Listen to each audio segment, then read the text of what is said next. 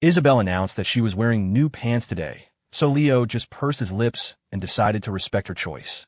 But as he led her on a walk around the athletic track, she couldn't stop herself from glancing toward the small grove of trees.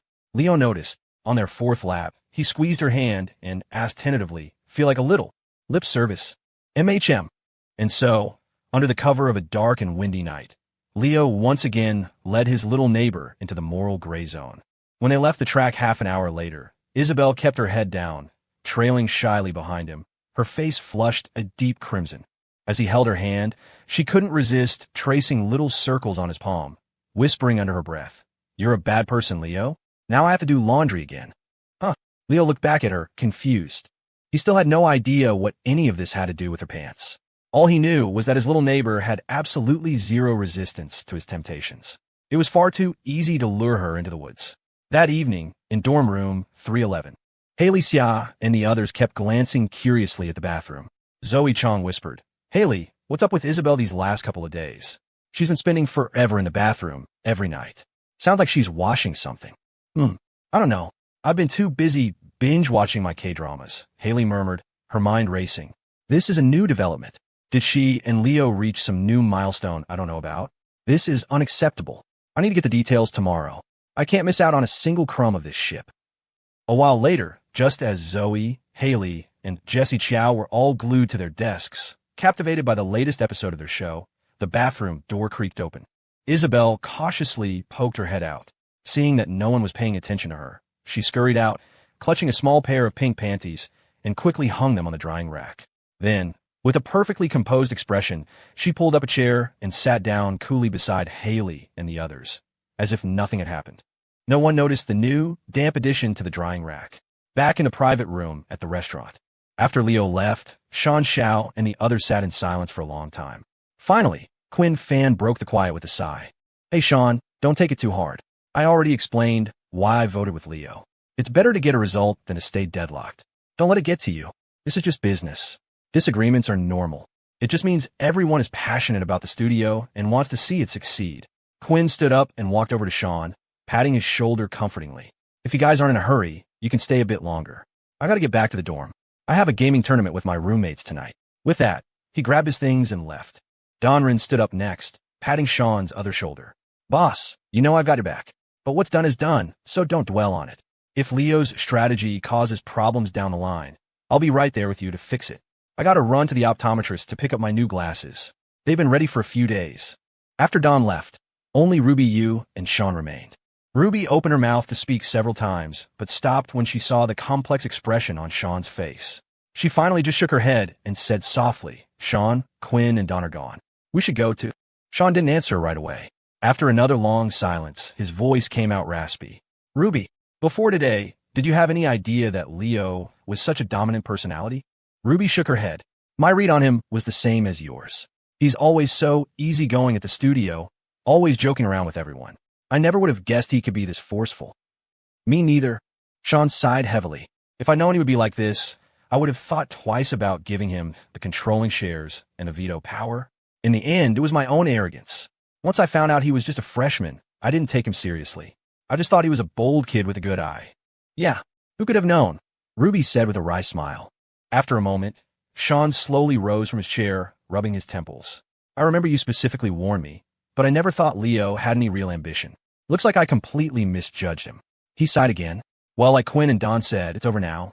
Nothing to do but follow the plan Leo laid out." Deciding not to dwell on it any longer, he led Ruby out, and they drove back to CPI. After that night's vote determined the new direction for Starfall Studios, things settled down. The fall break came and went, and time seemed to accelerate. For the next month, Leo's life fell into a simple rhythm: classes, the studio, and exchanging lip service with his little neighbor. The only new development was the collection of hickeys blooming on his neck. When Haley Xia saw them, her eyes turned into pink hearts, and she nearly passed out from the sheer wholesomeness of her ship's sailing. As for the studio, Leo had delivered the complete business plan 3 days after the vote. The entire operation moved to a new office space, a 20-minute drive from CPI, and began developing according to his roadmap. The second and third channels were successfully launched. The studio's revenue certainly increased, but with more channels came higher operating costs. More importantly, Just as Leo had feared, the short-form video landscape moved at lightning speed. The hype around their main channel, its starfall, began to fade. Their second channel, in the same niche, failed to produce a single video that broke 5 million views. It was lukewarm at best. In stark contrast, the third channel, which pioneered a new vertical, went viral. In just 1 month, it produced 3 videos with over 5 million views each, and its follower count was rapidly approaching 2 million. Today was the last day of November. The 4 guys from room 415 entered their 8 a.m. lecture, rubbing their hands together against the cold. A moment later, Isabel and her friends came in through the back door. Leo cleared his throat, and Rex Gao, sitting beside him, reluctantly got up. "Damn it, Leo, you dog," Rex muttered as he left. "Am I just your personal seat warmer now? I'll give you my parking spot after class." Rex's face instantly lit up. "Hey man, what are friends for? Happy to keep it warm for you. Call me anytime you need the seat warmer service. It's no trouble at all." He then cheerfully moved to the row behind them. A few weeks ago, Rex would have scoffed at the offer. But now it was the end of the month, and as a proud member of the Paycheck Club, he had to think twice about a $5 breakfast, let alone a $35 daily parking fee. Even a rich kid has his lean days. As Rex moved, Isabel sat down with her signature aloof expression. Leo patted his coat pocket. "Here," he said. "It's cold. Put your hand in my pocket to warm up." "MHM." Isabel immediately slid her icy hand into his pocket. A wave of warmth washed over her, and her eyes lit up with pure delight. She looked like a big orange cat that had gotten lost in the cold and finally found its way back to the fireplace. Her expression was still cool and detached, but there was an adorable dopiness about her. Leo couldn't resist pinching her cheek. She stuck her tongue out at him playfully in protest. But then, she thought about all her past winters compared to this one, and her expression softened into one of pure tenderness. She blinked at him, saying nothing, just watching him quietly. After a long moment, she whispered, almost to herself, "I really like Leo." By the time classes ended for the day, it was already 6 in the evening. It was also a Friday, and Leo was about to ask Isabel out to dinner. Before he could, Haley Xia chimed in with a grin. "Leo, mind if I borrow your little wifey tonight?" "Huh?" Seeing Leo's confusion, Isabel explained in a low voice. "Haley said there's a great hot spring at Willow Creek Springs. We were planning on going." "Oh, okay. Is Lester driving you guys?" "Yeah." Hearing that, Leo decided against asking her to dinner.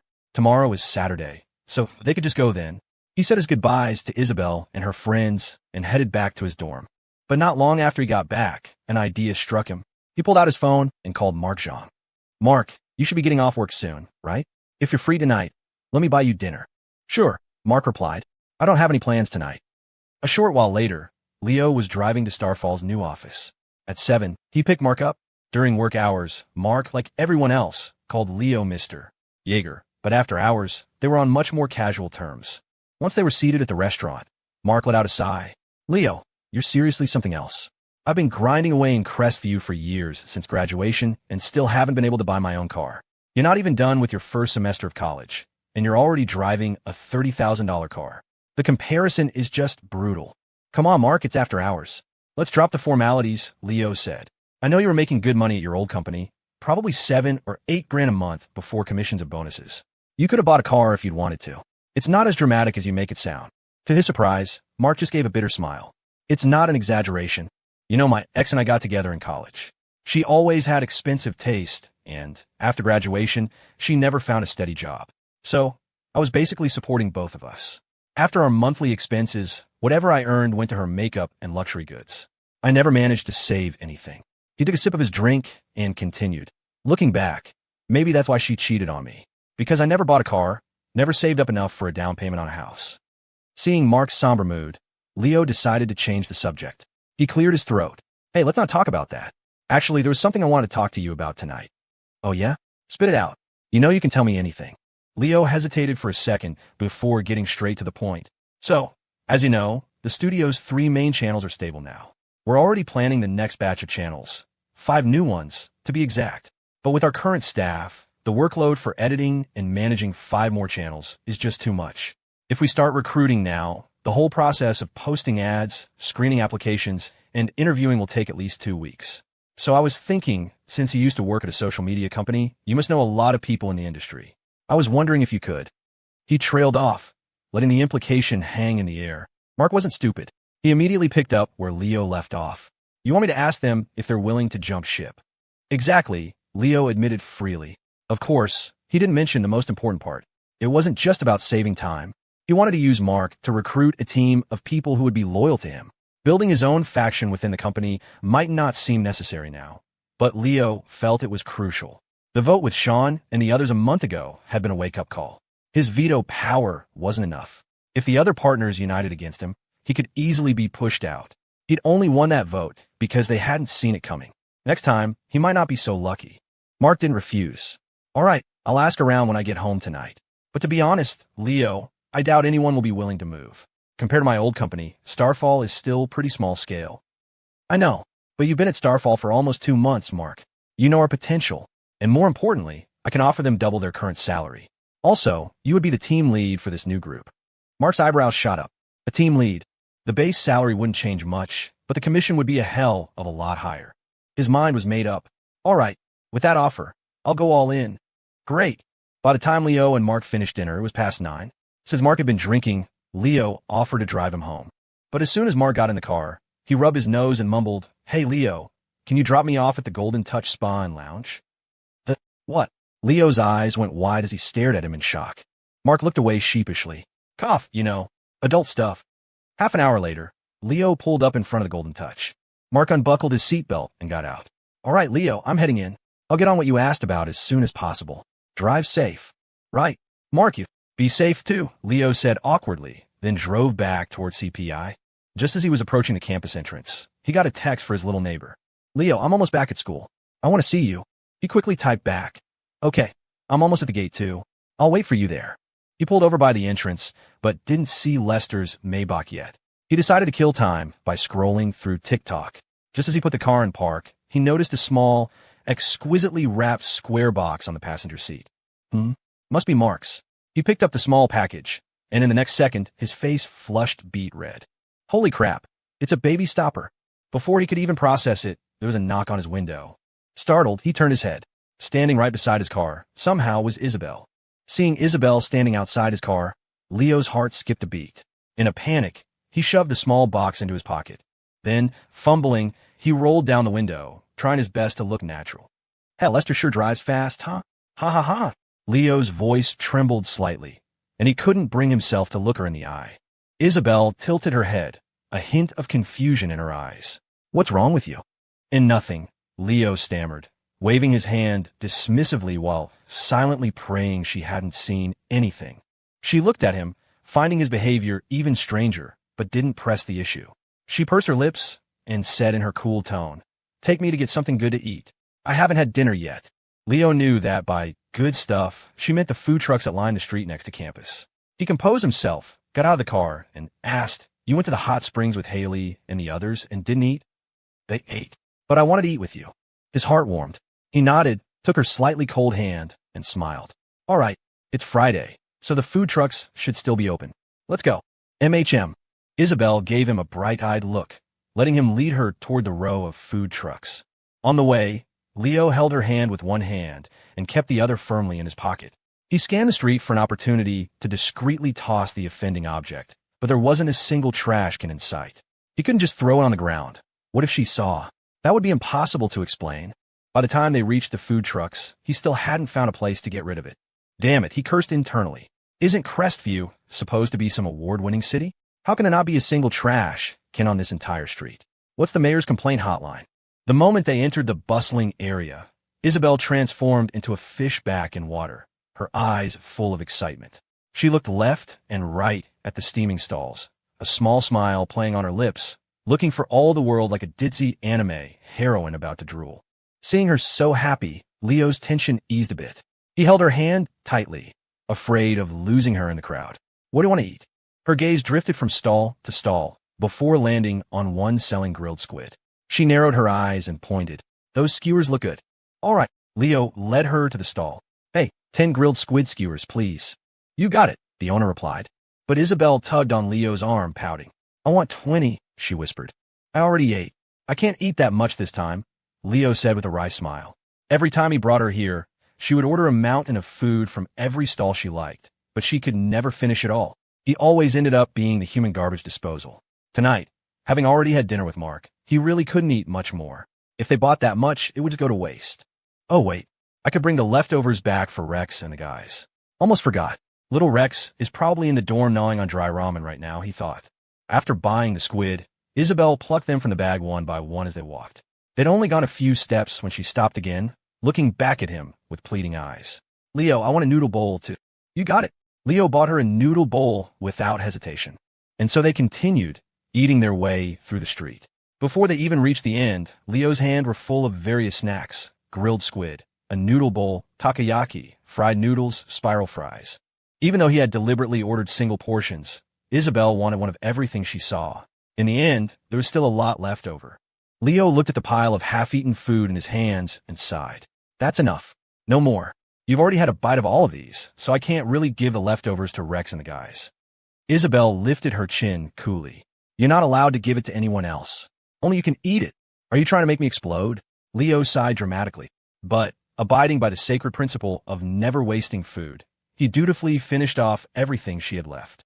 At the end of the food truck street, the stalls transitioned to vendors selling hair clips, string lights, handmade bracelets, and other trinkets. And, of course, there was the obligatory DIY cocktail stand that had recently gone viral on TikTok.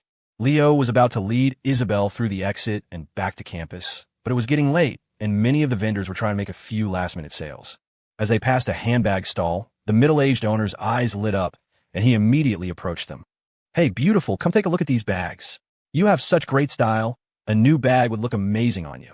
The man stood in front of Isabel, smiling as he pitched his wares. Isabel was a bit taken aback. Then the owner spotted Leo. Oh, is this your boyfriend? You two are a perfect match. I've been selling bags here for years, and I've never seen a couple as good-looking as you two. And look at you. He must adore you, right? It doesn't matter if you buy a bag or not. I just wish you two a long and happy life together. With looks like yours, I can't even imagine how gorgeous your babies would be. Hearing that last line, Leo's pupils contracted. Oh no, he's using Jedi mind tricks. Leo knew that the moment anyone mentioned how perfect he and Isabel were together, she would instantly lose all critical thinking and classify the person as a good person. Just as he predicted, upon hearing the owner's words, Isabel's cool expression melted into one of pure delight. This man is a good person, she thought. It must be so hard for him, running a stall out here in the cold. I should buy everything. She narrowed her eyes, looking at the man's stall, her mouth slightly agape, about to speak. But Leo, hearing her thoughts, paled and quickly cut her off. Ahem, we'll just take one. Oh, Isabel said, her spell broken. She just nodded twice. Leo breathed a sigh of relief. That was close. If he'd let her speak, she would have bought out the man's entire inventory tonight. The owner beamed. Come, beautiful, take your pick. Try one on. I guarantee you'll look super-duper pretty. Leo rolled his eyes. This damn bag salesman. Not only does he use mind tricks on my girl, he uses cutesy talk too. So, icky-wicky. In the end, Isabel chose a brown bag, and Leo paid the $80. Afterward, she slung her new purchase over her shoulder, and they walked out of the food truck park, a satisfied smile on her face. The night air was a bit chilly, but her expression was one of pure contentment. Leo, this bag is so pretty, she said, gently stroking its surface, her eyes full of joy. Leo couldn't help but smile at her happiness. It was only $80. It's a far cry from the $1,000 bags you usually buy. I don't know much about them, but I'm sure it can't compare. But this one is my favorite, Isabel said, her eyes shining as she looked at him with earnest sincerity. A warmth spread through Leo's chest. He knew that, more than any expensive designer brand, she cherished this moment with him, this simple, pure happiness. In her eyes, this $80 bag held more meaning than all the others combined. They walked slowly along the street back toward CPI. Moonlight draped over them like a soft, silver veil. Every so often, Isabel would glance down at her new bag, the smile never leaving her face. By 10 o'clock on a late November night in Crestview, the temperature had dropped considerably, and the campus paths were nearly deserted. As they neared her dormitory, Isabel sidled up closer to Leo. She rubbed her hands together, then reached for his coat pocket. Leo smiled, not thinking anything of it. But in the next second, his smile froze. Wait, that pocket. It still has. His heart hammered against his ribs. His mind raced. He dropped the half-eaten bag of takoyaki he was still holding and clamped a hand over his pocket. Don't. But it was too late. Isabel's hand was already inside. Her cool expression flickered with surprise, then shifted to confusion. She had clearly felt the object inside. Her movements froze, and the sudden tension on Leo's face only made her more curious. Her fingers closed around it, and she pulled it out. "What is this?" she asked, holding the small, square packet up and examining it with narrowed eyes. "Oh, God, no." Seeing her holding the evidence right in front of her face, Leo felt a wave of despair wash over him. In that split second, two possible escape plans flashed through his mind. Plan A: snatch the baby stopper from her, rip it open, pop it in his mouth, and blow a giant bubble. Tell her it's a new kind of bubble gum, the kind that makes huge bubbles. Plan B: deny everything. Play dumb. Act like he has no idea how it got in his pocket. Exclaim loudly, "Who the hell put this thing in my pocket?" He immediately vetoed Plan A. This wasn't a movie, and Isabel wasn't an idiot. She could read. As for Plan B, he could already hear her deadpan response. "So you admit this is your pocket?" Damn it. This is some kind of twisted interrogation. Before Leo could say anything, Isabel seemed to figure it out. Her expression froze, and a blush crept up her neck, spreading across her face with visible speed. Suddenly, she looked up at him, her voice small and wounded. "We can't today. I have to go back to my dorm." With that, she pursed her lips, handed the packet back to Leo, and turned, fleeing toward her dorm building. She ran in such a panic that she nearly tripped, giving Leo a heart attack. By the time he snapped out of his shock, she had vanished from sight. Leo stood there, stunned, still holding the instrument of his utter humiliation. He could feel his face burning. "I should have found a chance to throw it away when we were buying food," he muttered regretfully. "How could I forget it was still in my pocket?" He stood frozen for another long moment before finally shaking his head and slowly coming back to his senses. He took a deep breath, trying to calm himself down. Later that night, back in his dorm, Leo lay in bed, tossing and turning. He couldn't get the image of Isabel's shocked, blushing, and hurt expression out of his head, or the sight of her stumbling away in a panic. Meanwhile, in room 311, Isabel's heart was still pounding. Her face was scorching hot as she replayed the scene in her mind, picturing the little packet she had pulled from Leo's pocket.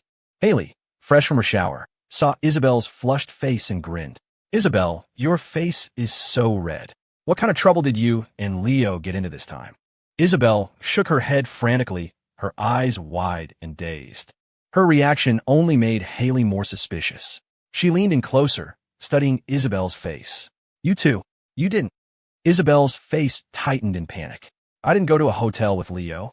Haley froze, her mind going completely blank. "Girl, I didn't even say you went to a hotel. How did my little poke bait out your ultimate move?" Saturday morning, before 9, Felix' phone and Nednyo were already up and out of the dorm. Since fall break, Felix and that Cece from Cust had grown closer, moving beyond just playing games together. Now, they were meeting up in person whenever they had free time. Though they weren't official yet, it was only a matter of time. As for Ned, he was up early because he'd been on a web novel binge. He'd burned through hundreds of dollars on subscriptions and, not wanting to ask his family for more money, had taken Leo's advice to find some day labor work. With him gone, Leo couldn't sleep anymore either. He washed up, sat down at his desk, and started working on his laptop. The occasional sound of his keyboard clacking and his pen scratching across a notebook was enough to wake the last remaining resident of room 415. Rexgau shot up in bed, pulled on his long johns, and climbed down from his bunk. "Come on, Leo, can't you guys give a rest? I feel like everyone has their life together except me." Without looking up from the analytics of the studio's latest videos, Leo chuckled. "Isn't that a good thing? A rich kid like you is supposed to stand out in a dorm full of us common folk." "Oh, cut the crap. It's fine when we're joking around, but you guys know the deal. Sure, I'm a rich kid, but that's my parents' money, not mine. My allowance is only a little more than yours, and that's about it. The rest of the time, I'm just me. Now you're busy building an empire. Felix is in his romance movie era with Cece, and even Ned, the guy who lives in his bed reading novels, is out working. I'm the only one lying here like a zombie."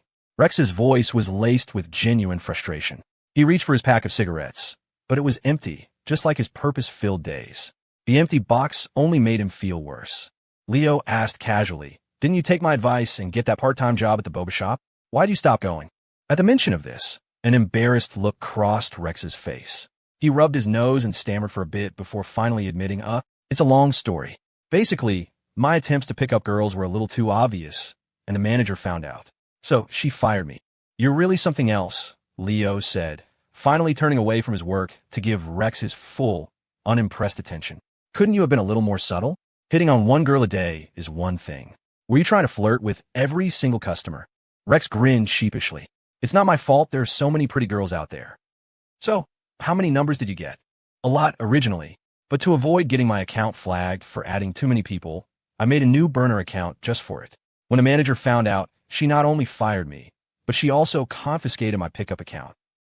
Leo was speechless, not wanting to dwell on his embarrassing failure. Rex cleared his throat and gestured toward Leo's laptop. Anyway, enough about that. Leo, I've noticed that lately, outside of your dates with Isabel, you're even working on studio stuff during class. Is the workload really that heavy now? I remember when you started, you only went in occasionally. Leo didn't hide anything. The workload itself isn't that bad. I'm not one of the technical or on-camera people. I just handle operations and strategy, the big boss stuff, to put it pretentiously. He paused. Things are busy right now because the studio is trying to level up. We're in the middle of securing investments and building the framework to become a legitimate company, so I'm a bit more hands-on. Rex didn't look surprised. He just nodded, thinking for a moment before asking in a low voice, I figured you guys are getting bigger. If you're looking for investment, do you want my help? I can invest. Leo burst out laughing. He waved his hand. Come on, Rex. It's just the two of us in here. You don't have to put on a show. If you want to impress someone, you need an audience, and that audience isn't me. Rex's face immediately turned serious. Leo, I'm not kidding. I'm being completely serious. If your studio is raising funds, I can invest. Did you forget? My dad's a coal baron. Before I even came to college, he told me to make friends, and if I met anyone whose family was in business or who started their own successful venture, I could consider investing. Of course, there's a limit. He's not going to let me throw around huge amounts of cash. Seeing how earnest Rex was, Leo was taken aback. He had never imagined Rex would want to invest in Starfall Studios. He stared at his roommate for a few seconds, confirming he was serious, before his own expression hardened. He stroked his chin thoughtfully. Rex, are you an only child? Rex shook his head. Of course not. My parents hit it big right after they got married. With all that money, why would they stop at one kid? I have two older brothers. My middle brother is around my age, but stayed home for college. My oldest brother is 4 years older and works with my dad now. Hearing that, Leo immediately understood why Rex's father had given him the authority to invest while still in college. But he asked one more question, just to be sure. Did your dad let your oldest brother invest when he was in college, too? Definitely. Growing up, the three of us always got the exact same things. My parents never played favorites. A proud look crossed Rex's face as he said this. But hearing it, Leo felt a pang of sympathy for him. Finally, Leo just shook his head slightly. In that case, Rex, I can't let you invest in our studio. Why not? I've been watching you guys for a while. Starfall is blowing up. How long has it been?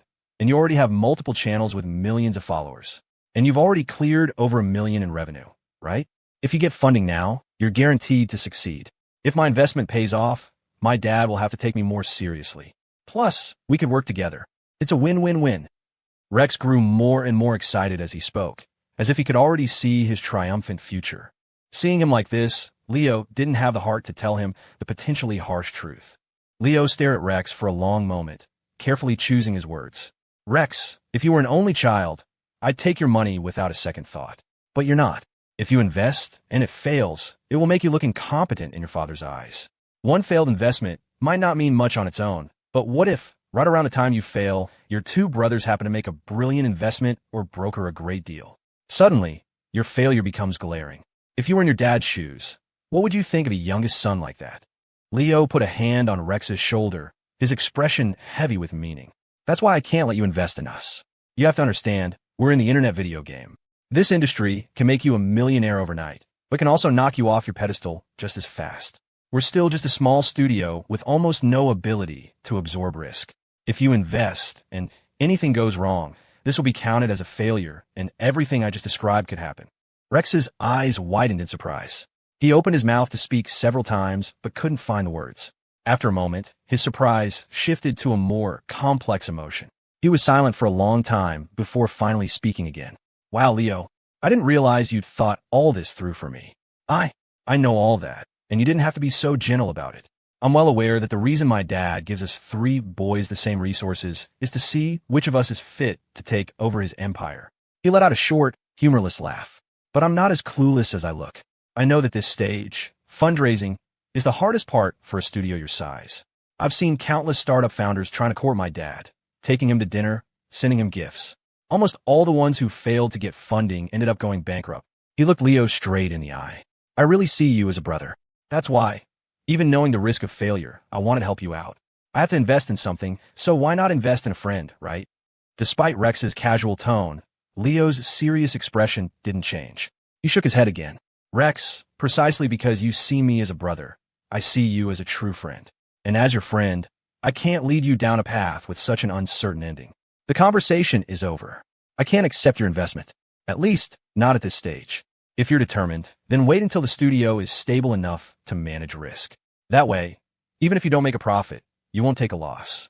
Neither of them said anything after that, but a warmth spread through Leo's chest. Before this, his only close friends were Kevin and Miles.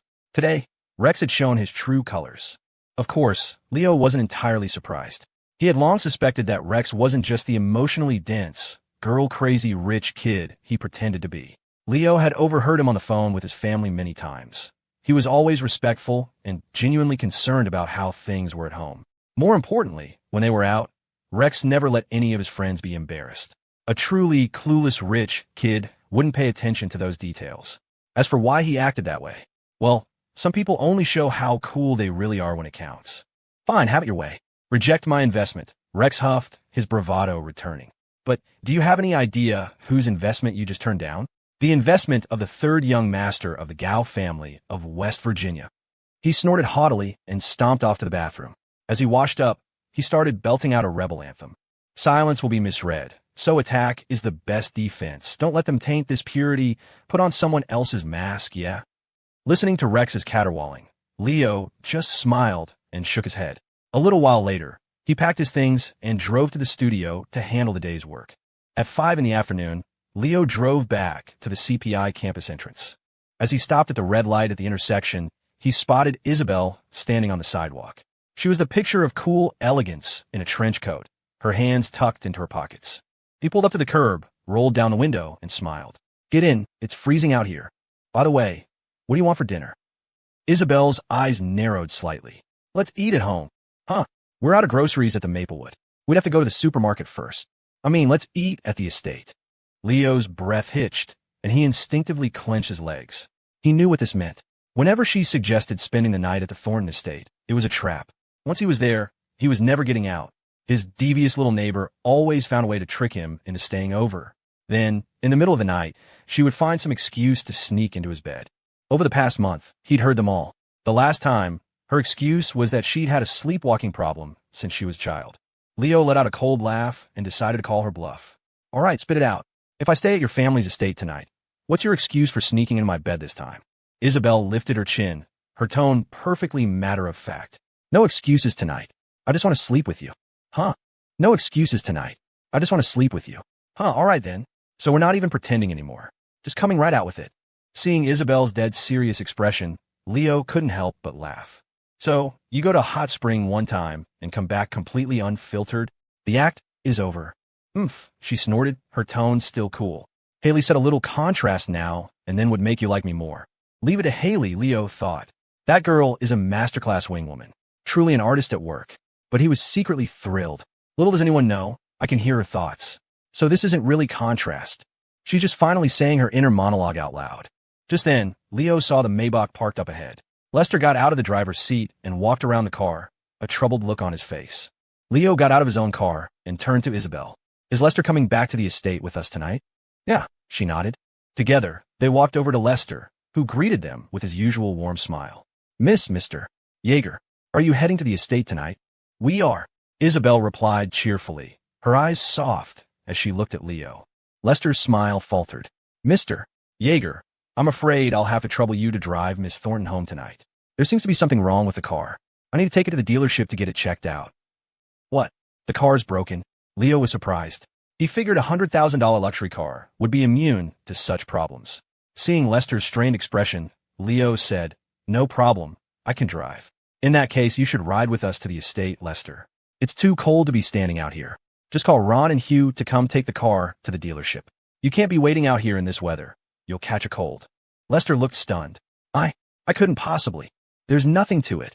Isabel said you were coming to the estate anyway, so you might as well ride with us. It would take forever to get another car out here. Lester was clearly conflicted, but Leo didn't give him a chance to refuse, grabbing his arm and leading him toward his car. Isabel added in a clear voice, "Lester, let someone else handle the car. You're coming with us." "Well, all right, miss. If you say so." With a direct order from his young miss, Lester couldn't object. He settled carefully into the back seat, looking completely overwhelmed. "Mr. Yeager, this is really too much trouble for you. I feel quite out of place in your car." Leo leaned over and buckled Isabel's seatbelt for her, then replied with a smile, "Don't say that, Lester. Neither of us thinks of you as just a driver. We see you as a respected elder. We can't let you stand out in the cold all night." "He's right, Lester. Listen to Leo." Isabel chimed in, nodding emphatically. Those simple words made Lester's whole body jolt. His eyes welled up. He lifted the back of his hand to wipe his eyes, his voice trembling. Mr. Yeager, you're too kind. I never thought of myself as being that important. To think of me as an elder is just too much." He trailed off, unable to continue. Even after serving the Thornton family for so many years and being a trusted confidant to his young miss, he had never dared to imagine she would see him as family. When he actually heard those words from her, he couldn't hold back his tears. As Leo pulled the car into the night, Isabel, sitting in the passenger seat clutching her new bag, chatted with him idly, occasionally taking pictures with her phone. Watching them, Lester's vision blurred. He was suddenly reminded of years ago, when Isabel had just been born and he was still Catherine Liu's personal driver. He remembered one day, after Catherine had taken baby Isabel for her vaccinations. Sitting in the back seat, Catherine stroked the infant in her arms with adoring eyes and said softly, "Lester, when she's older, you should be her driver. I wouldn't trust anyone else with her." Lester wasn't much older than Catherine, but everyone in the Thornton household had gotten used to calling him Lester, and eventually Richard and Catherine had started doing it too. At the time, he hadn't thought much of it, just smiled and replied, "Mrs. Thornton, it would be my honor to be your driver or the future Mrs. As long as you'll have me, I can stay with her until the day I can no longer drive. It's something to be proud of, isn't it? I've driven for you for so many years, and then I'll get to drive for your daughter." Catherine had smiled. "Lester, I've never thought of you as a servant, and I'm sure Isabel won't either. You'll be an elder who watches her grow up. Besides Richard and me, you'll probably be the closest person to her." She'd added, almost as an afterthought, "If anything ever happens to Richard or me, I hope you'll always stay by her side." Lester had agreed without hesitation. He would have done so even if she hadn't asked. He was an orphan with few prospects. If it weren't for Catherine and Richard Thornton, he never would have had such a well-paying job. He had already planned to devote the rest of his life to serving their family. He just never imagined that his mistress's casual words would one day become a prophecy. Nor did he imagine that after her death, his master would grow so distant from his home. For most of her childhood, it was he who had taken care of Isabel's daily needs. Now, watching his young miss look at Leo with eyes full of love, Lester was overwhelmed with emotion. His old eyes grew misty again, and he whispered silently in his heart, "Mrs. Thornton, you can rest easy. Your little girl, she's found a wonderful young man." As they drove toward the estate, Isabel had a sudden whim to go to the supermarket. They happened to be passing a Target, so Leo pulled into the underground parking garage. "Lester, want to come with us?" This time, Lester refused firmly. "Thank you, Mr. Yeager, but I'll stay here. I would only be intruding. I'll just wait in the car. Please don't mind me." "Well, please, Mr. Yeager, don't worry about it. You and the miss should go on ahead." Seeing that Lester was determined to stay, Leo just sighed and led Isabel up the elevator and into the store. As soon as they walked in, Leo reached for his pocket and realized his phone was still in the car. "Ugh, I left my phone in the car again," he grumbled. It was a bad habit. 8 times out of 10, if he got out of the car mid-trip, he'd leave his phone in the center console. He turned to Isabel. "Do you have your phone?" "I left mine, so I can't pay." "MHM. Then I'll be your sugar mama tonight," she said, her eyes crinkling into a smile. She even patted her coat pocket proudly. But that single pat made her smile vanish. She stuck her hand in her pocket, felt around, and her lips formed a pout. "I think I left mine too." "We're screwed," Leo deadpanned. They were already deep inside the store. To get out, they'd have to find the checkout area, exit, and then take the elevator back down to the garage. It was a huge hassle that would waste at least 20 minutes. He quickly checked his other pockets. Thankfully, his wallet was there. But these days, everyone paid with their phones. College students, especially, rarely carried cash. Leo was no exception. He opened his wallet and counted. All he had was some loose bills and change, adding up to just over $100. Maybe we should go back and get our phones. I only have $155.50. If you want to buy snacks and other stuff, this won't be enough. Isabel seemed completely unbothered. In fact, she looked excited. No need to go back, Leo. This is enough. Are you sure?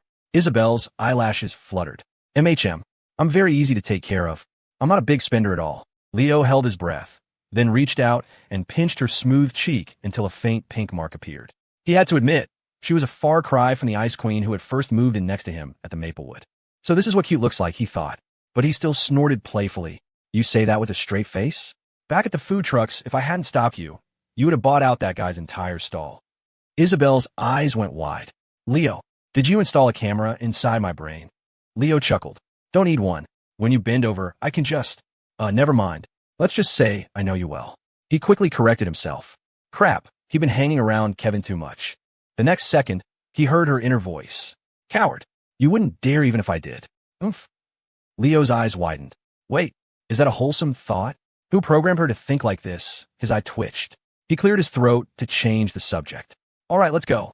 See what you want to buy, but keep a running total. We can't go over $155.50. She chirped, then turned into a curious kitten, darting around the supermarket. She spent most of her time in the snack aisle. One bag of Lay's, $7.90. One pack of seaweed, $8.50. One can of popcorn, $13.20. One pack of remaining balance, $77.90. She was actually listening to him. Every time she picked something up, she would murmur its price and calculate the remaining amount. Pushing the shopping cart behind her, Leo felt a strange sense of dislocation. In that moment, it was as if Isabel wasn't the heiress of the Thornton family, but just an ordinary girl. And he hadn't made all that money from Starfall Studios. They were just a normal couple, carefully budgeting for their snacks. At that same moment, he heard her thoughts again. This feels like we're a young married couple, carefully saving money. Leo paused, then smiled to himself. No matter how her circumstances changed, her personality, prone to random bouts of intense feeling, would always stay the same. After about 40 minutes, they were finally approaching the checkout counters. Leo still had a $50 budget left, but it seemed Isabel had lost her desire to shop. We still have $50 left. You don't want to buy anything else? He asked. Isabel's pretty eyes narrowed. She lifted her chin coolly. I do. I'll buy it in a minute. But the checkout is right up ahead. If you want something, you should get it from around here. She didn't respond, just pursed her lips and turned away. Leo couldn't figure out what she was thinking, so he just kept pushing the cart behind her. Soon they were in the checkout line. Only then did Isabel dart over to the rack next to the register, the one with gum, mints, and candy. She carefully selected a few items and tossed them into the cart. Since Leo was in line, he couldn't see what she'd grabbed. What did you get? He called out. If it's over $50, we'll be over budget. Isabel pursed her lips, murmuring to herself, one bag of Skittles, $4.90. One chocolate bar, $15.00. And one box of Blue Devils, $29.90. Leo did the math. It seemed she'd spent the $50 almost perfectly, with just a few cents to spare. He nodded. Good job. But what kind of candy is Blue Devils? It's more expensive than the chocolate. Isabel didn't answer, just pouted and discreetly pointed to Leo's left. He turned his head, confused. On a large advertisement on the side of the display rack, the words were written in bold letters. The only way to stop her shopping. Durex. Leo stared at the advertisement, his heart stuttering. Oh my God, it's not candy. Once he realized what Blue Devils were, the way he looked at Isabel changed completely. He took a few deep, steadying breaths and asked in a hushed, urgent tone, What are you buying this for? You bought them first, Isabel replied, looking at him with an expression of pure innocence, as if her logic was unassailable. Leo was about to argue that he'd never bought such a thing in his life, but then he remembered what she had found in his pocket the previous night. Ahem, you misunderstood. The one you found in my pocket last night. It wasn't mine. Sure. Leo is such a bad liar. Hearing her inner monologue, Leo was at a loss for words. It was true. She had found it in his pocket. Denying it was pointless. She would never believe him. Now he stared at the box in their cart, lost in thought. As they neared the front of the line, he pleaded, Put it back. Why? Isabel blinked, her eyes wide with what looked like genuine, simple confusion, as if she truly had no idea what the box was for. Right? Playing dumb again. Don't think I don't know you're a master of feigned ignorance. It's 2024, for crying out loud. Forget college students. Even elementary schoolers probably know what these are. Leo cleared his throat.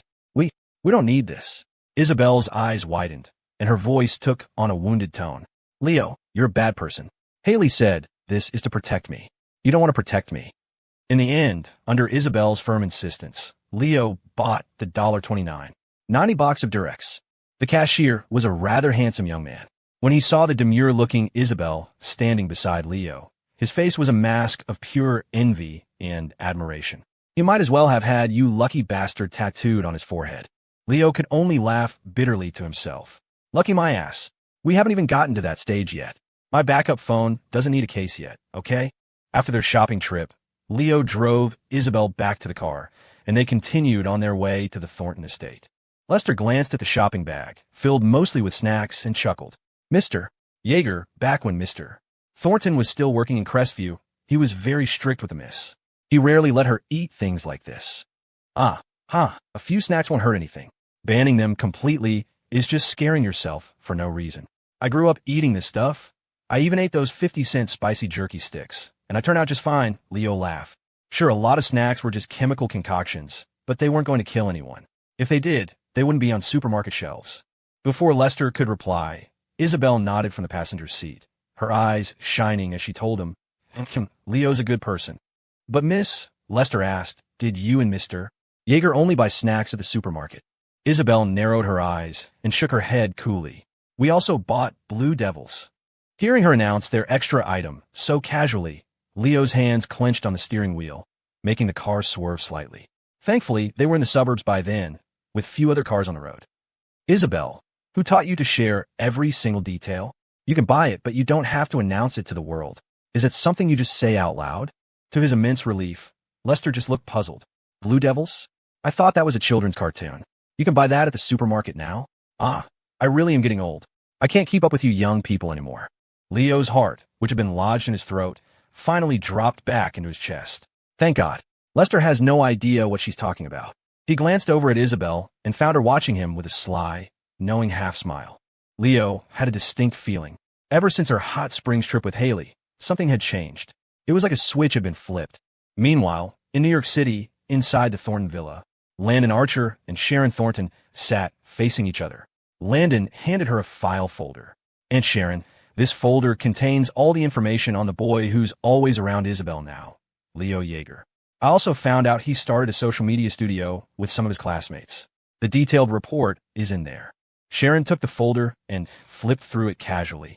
Her brow furrowed for a moment, then relaxed. A second later, she tossed the folder aside, her face a mask of disdain.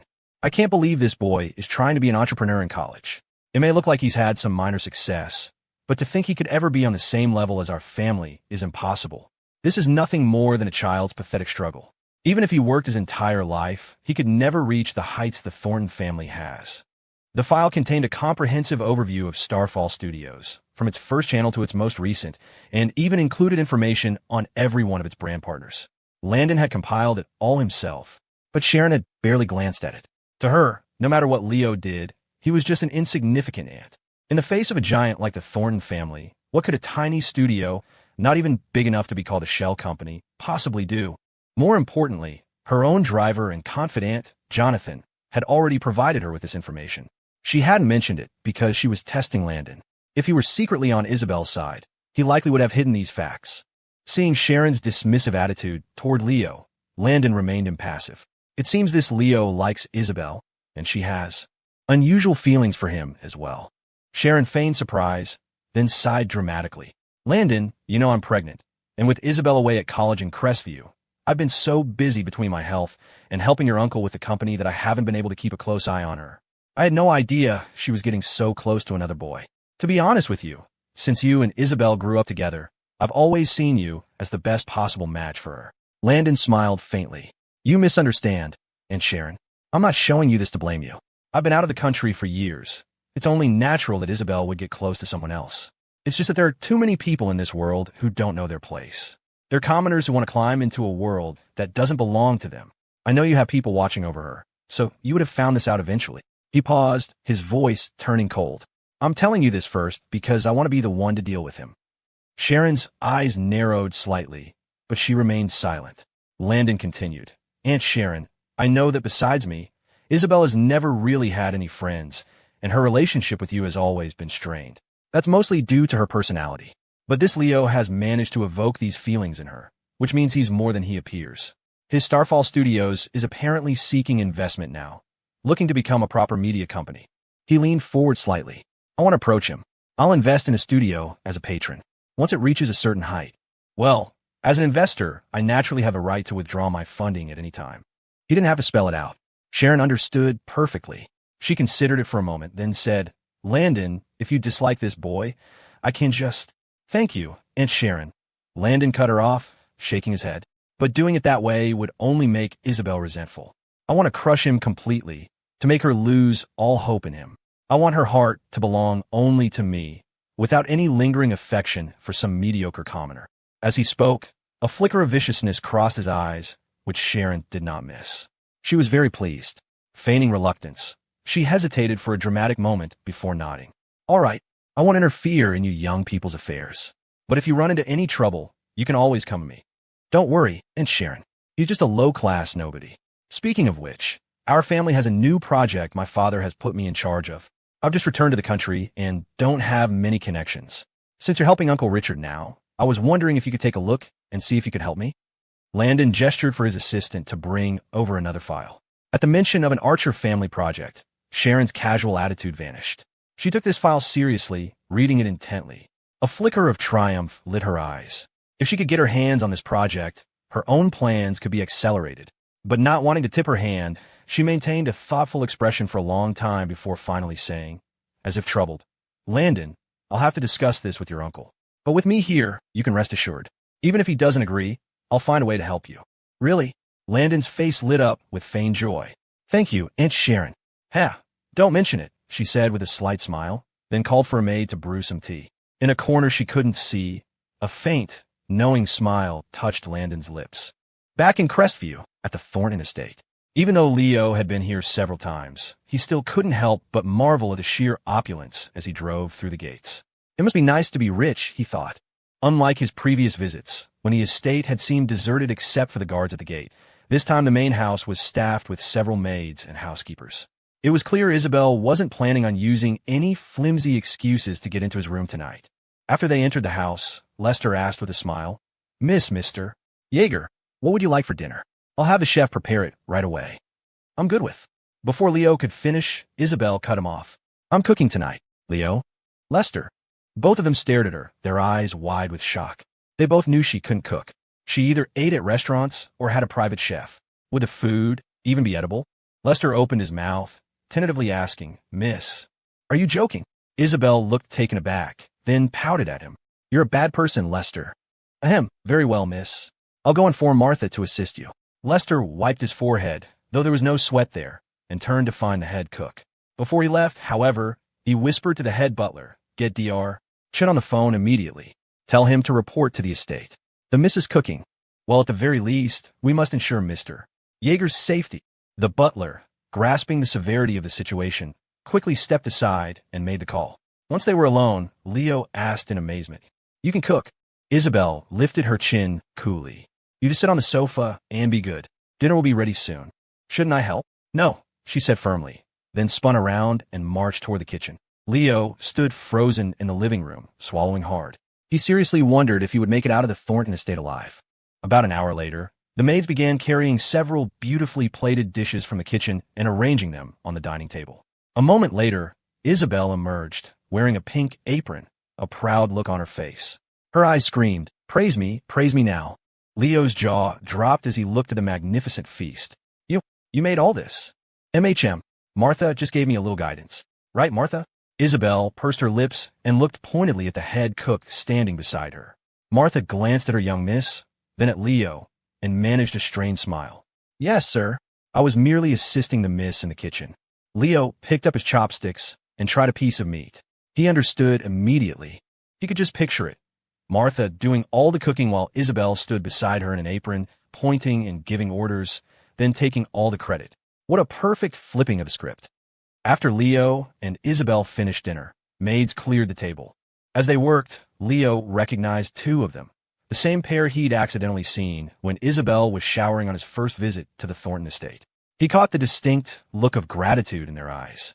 Clearly, They were relieved he had kept his word and never mentioned to Isabel that they hadn't managed to leave the main house in time that night. Once the staff had finished cleaning and departed, the massive house fell silent, leaving just Leo and Isabel alone again. Isabel went upstairs and returned a few minutes later, having changed into a fluffy pajama set. The hood had a pair of floppy rabbit ears sewn onto it, making her look impossibly cute. She pursed her lips, plopped down on the sofa, and switched on a large projector, killing all the lights in the living room. The screen flickered to life, bathing the room in a soft glow. She patted the cushion next to her, her eyes crinkling into a smile. "Leo, movie time." "T.S.K." Leo clicked his tongue. It had become a ritual. Every time he came to the estate for the weekend, Isabel insisted they watch a movie. At first, he'd assumed she was just a huge film buff. He'd even invited her to the theater during the week whenever he had a break from class and there was nothing urgent at the studio, but she never seemed particularly interested. That's when he'd figured it out. She didn't love movies. She loved the excuse a movie provided. She loved waiting until she thought he was distracted and then stealthily burrowing her way into his arms. A public theater just didn't offer the same freedom for her affectionate maneuvers as the privacy of her own home. Just as he predicted, the moment she selected a film, she snuggled up against his side. Oscar the ragdoll and Buttercream the Samoyed, not wanting to be left out, immediately curled up on the rug at their feet, as if they, too, could appreciate a good movie. "Huh? Titanic?" Leo asked as the opening credits rolled. "You've never seen a classic like this before?" Isabel shook her head slightly. "I haven't. I never really watched movies growing up." "Well, this one's a long one," Leo warned her. "Longer than the others we've watched. We won't be done until midnight, probably." He hadn't had much time for movies either, but he and Kevin had managed to see the essentials over the years. The Shawshank Redemption, The Pursuit of Happiness, and, of course, Titanic. He remembered exactly when he'd first seen it. It was back in middle school. His class had aced a set of monthly exams, earning the highest average score in the entire grade. As a reward, their homeroom teacher had generously dedicated an entire afternoon of study hall to showing them the film. The fallout had been immediate. During study hall breaks that evening, the boys in his class had descended into chaos, pairing off to recreate the iconic "I'm flying" scene from the deck, one wrapping his arms around the other from behind. "Oh, Jack! Oh, Rose!" The whole thing was dripping with homoerotic energy. Kevin had passionately insisted Leo play Rose. Years later, watching it for the second time with Isabel curled up next to him on the sofa, the experience felt entirely new. Even knowing the entire plot, he felt a sense of fresh anticipation. As the main characters appeared on screen, Isabel shifted, tucking her legs beneath her. She wrapped her arms around his and gazed at the screen, a look of pure contentment on her face. Leo glanced down, his eyes catching her long lashes and the beautiful curve of her cheek, illuminated by the shifting light from the projector. He couldn't help but smile. He knew what was coming. At some point, she tried to subtly maneuver herself into his lap, probably causing them both to miss a key plot point. Deciding to skip the intermediate steps, he simply wrapped his arms around her waist and pulled her directly onto his lap. "Ah!" Isabel let out a soft cry of surprise, startled by the sudden movement. A moment later, she relaxed, wiggling until she found a comfortable position before turning her full attention back to the movie. Leo watched the film, acutely aware of the warmth and delicate fragrance radiating from the girl in his arms. His heart began to pound. To keep himself from getting any ideas, he started a frantic internal mantra. "My backup phone is out of battery. My backup phone is out of battery. My backup phone is out of battery." Yeah, well, guess what? The backup phone was about to explode. As the movie progressed, even Leo, who knew the story by heart, found himself completely drawn in. Jack and Rose were from two different worlds. In that era, a relationship between them would have been impossible under normal circumstances. But Jack winning that ticket onto the Titanic gave them a chance to meet, sparking a love story that defied class and convention. It made Leo think about him and Isabel. They were from different worlds, too. If it hadn't been for that brief intersection in their childhoods, he would have lived his entire life without ever getting the chance to be with a girl like her. Even now, with over $1 million in the bank from Starfall Studios, his wealth was a drop in the ocean compared to hers. That money would barely cover a few months' salary for the staff at the Thornton estate. His mind wandered, and by the time he tuned back in, the plot had moved to Jack and Rose hiding from their pursuers in the ship's cargo hold. Rose had pulled Jack into the back of the car. Their eyes met, full of unspoken passion, and they fell into a deep kiss. Leo remembered this part from years ago. The scene was supposed to cut directly to them running hand in hand onto the deck at night, right before the ship hit the iceberg. But the scene didn't cut. Instead, it lingered on Jack and Rose in the car as they started, checking out each other's backup phones. A moment later, a steamy handprint appeared on the car window. Holy crap, this part definitely wasn't in the version we saw at school. He thought, his eyes wide as the suggestive scene continued. So, what I saw back then was the edited version. This must be the unrated cut. At that moment, the girl in his arms stirred. Her body, which had been relaxed against his, suddenly tensed. He could feel her trembling slightly, her attention completely glued to the screen. Clearly, she'd never seen anything like this before. Hiss! Leo drew a sharp breath, his own breathing catching his throat.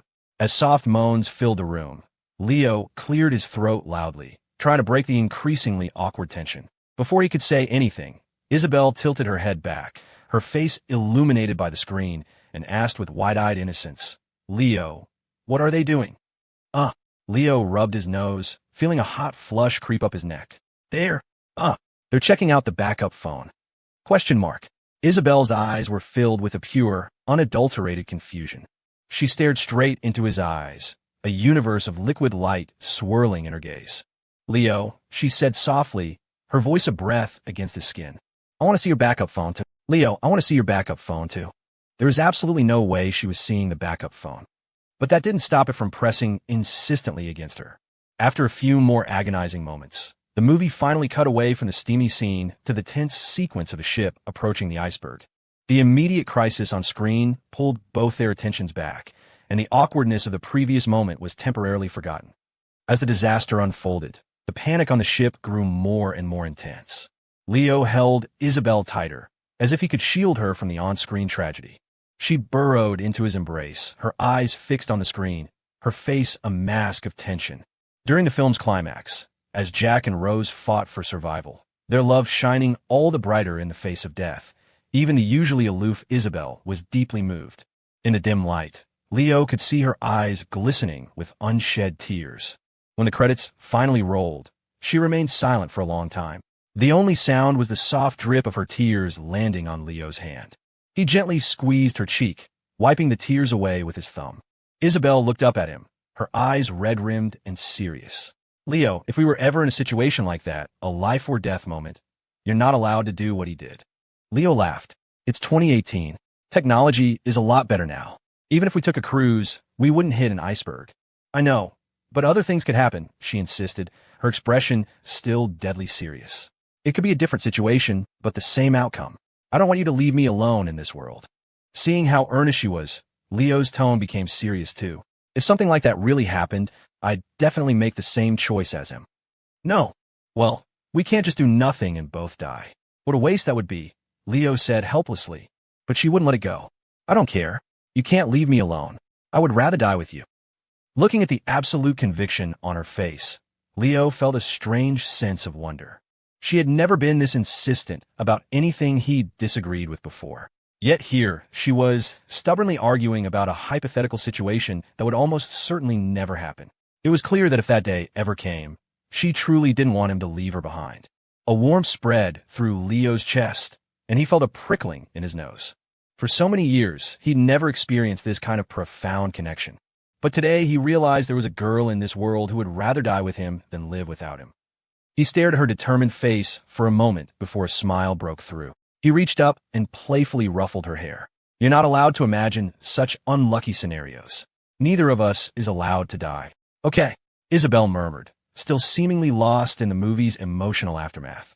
Leo didn't mind. Girls were emotional creatures, even his cool and collected neighbor. He didn't think for a second they'd ever face a real life-or-death situation. It was 2018, and America wasn't some lawless country. What kind of danger could they possibly run into? Leo spent the rest of the weekend at the Thornton estate with Isabel. When he returned to his dorm room Sunday night, Rex Gow took one look at him and nearly jumped out of his chair. "Holy crap," Rex yelped. "Leo, what did you do all weekend?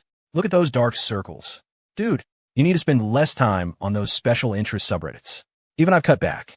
Besides, you have a girlfriend now. You shouldn't be this desperate, seriously."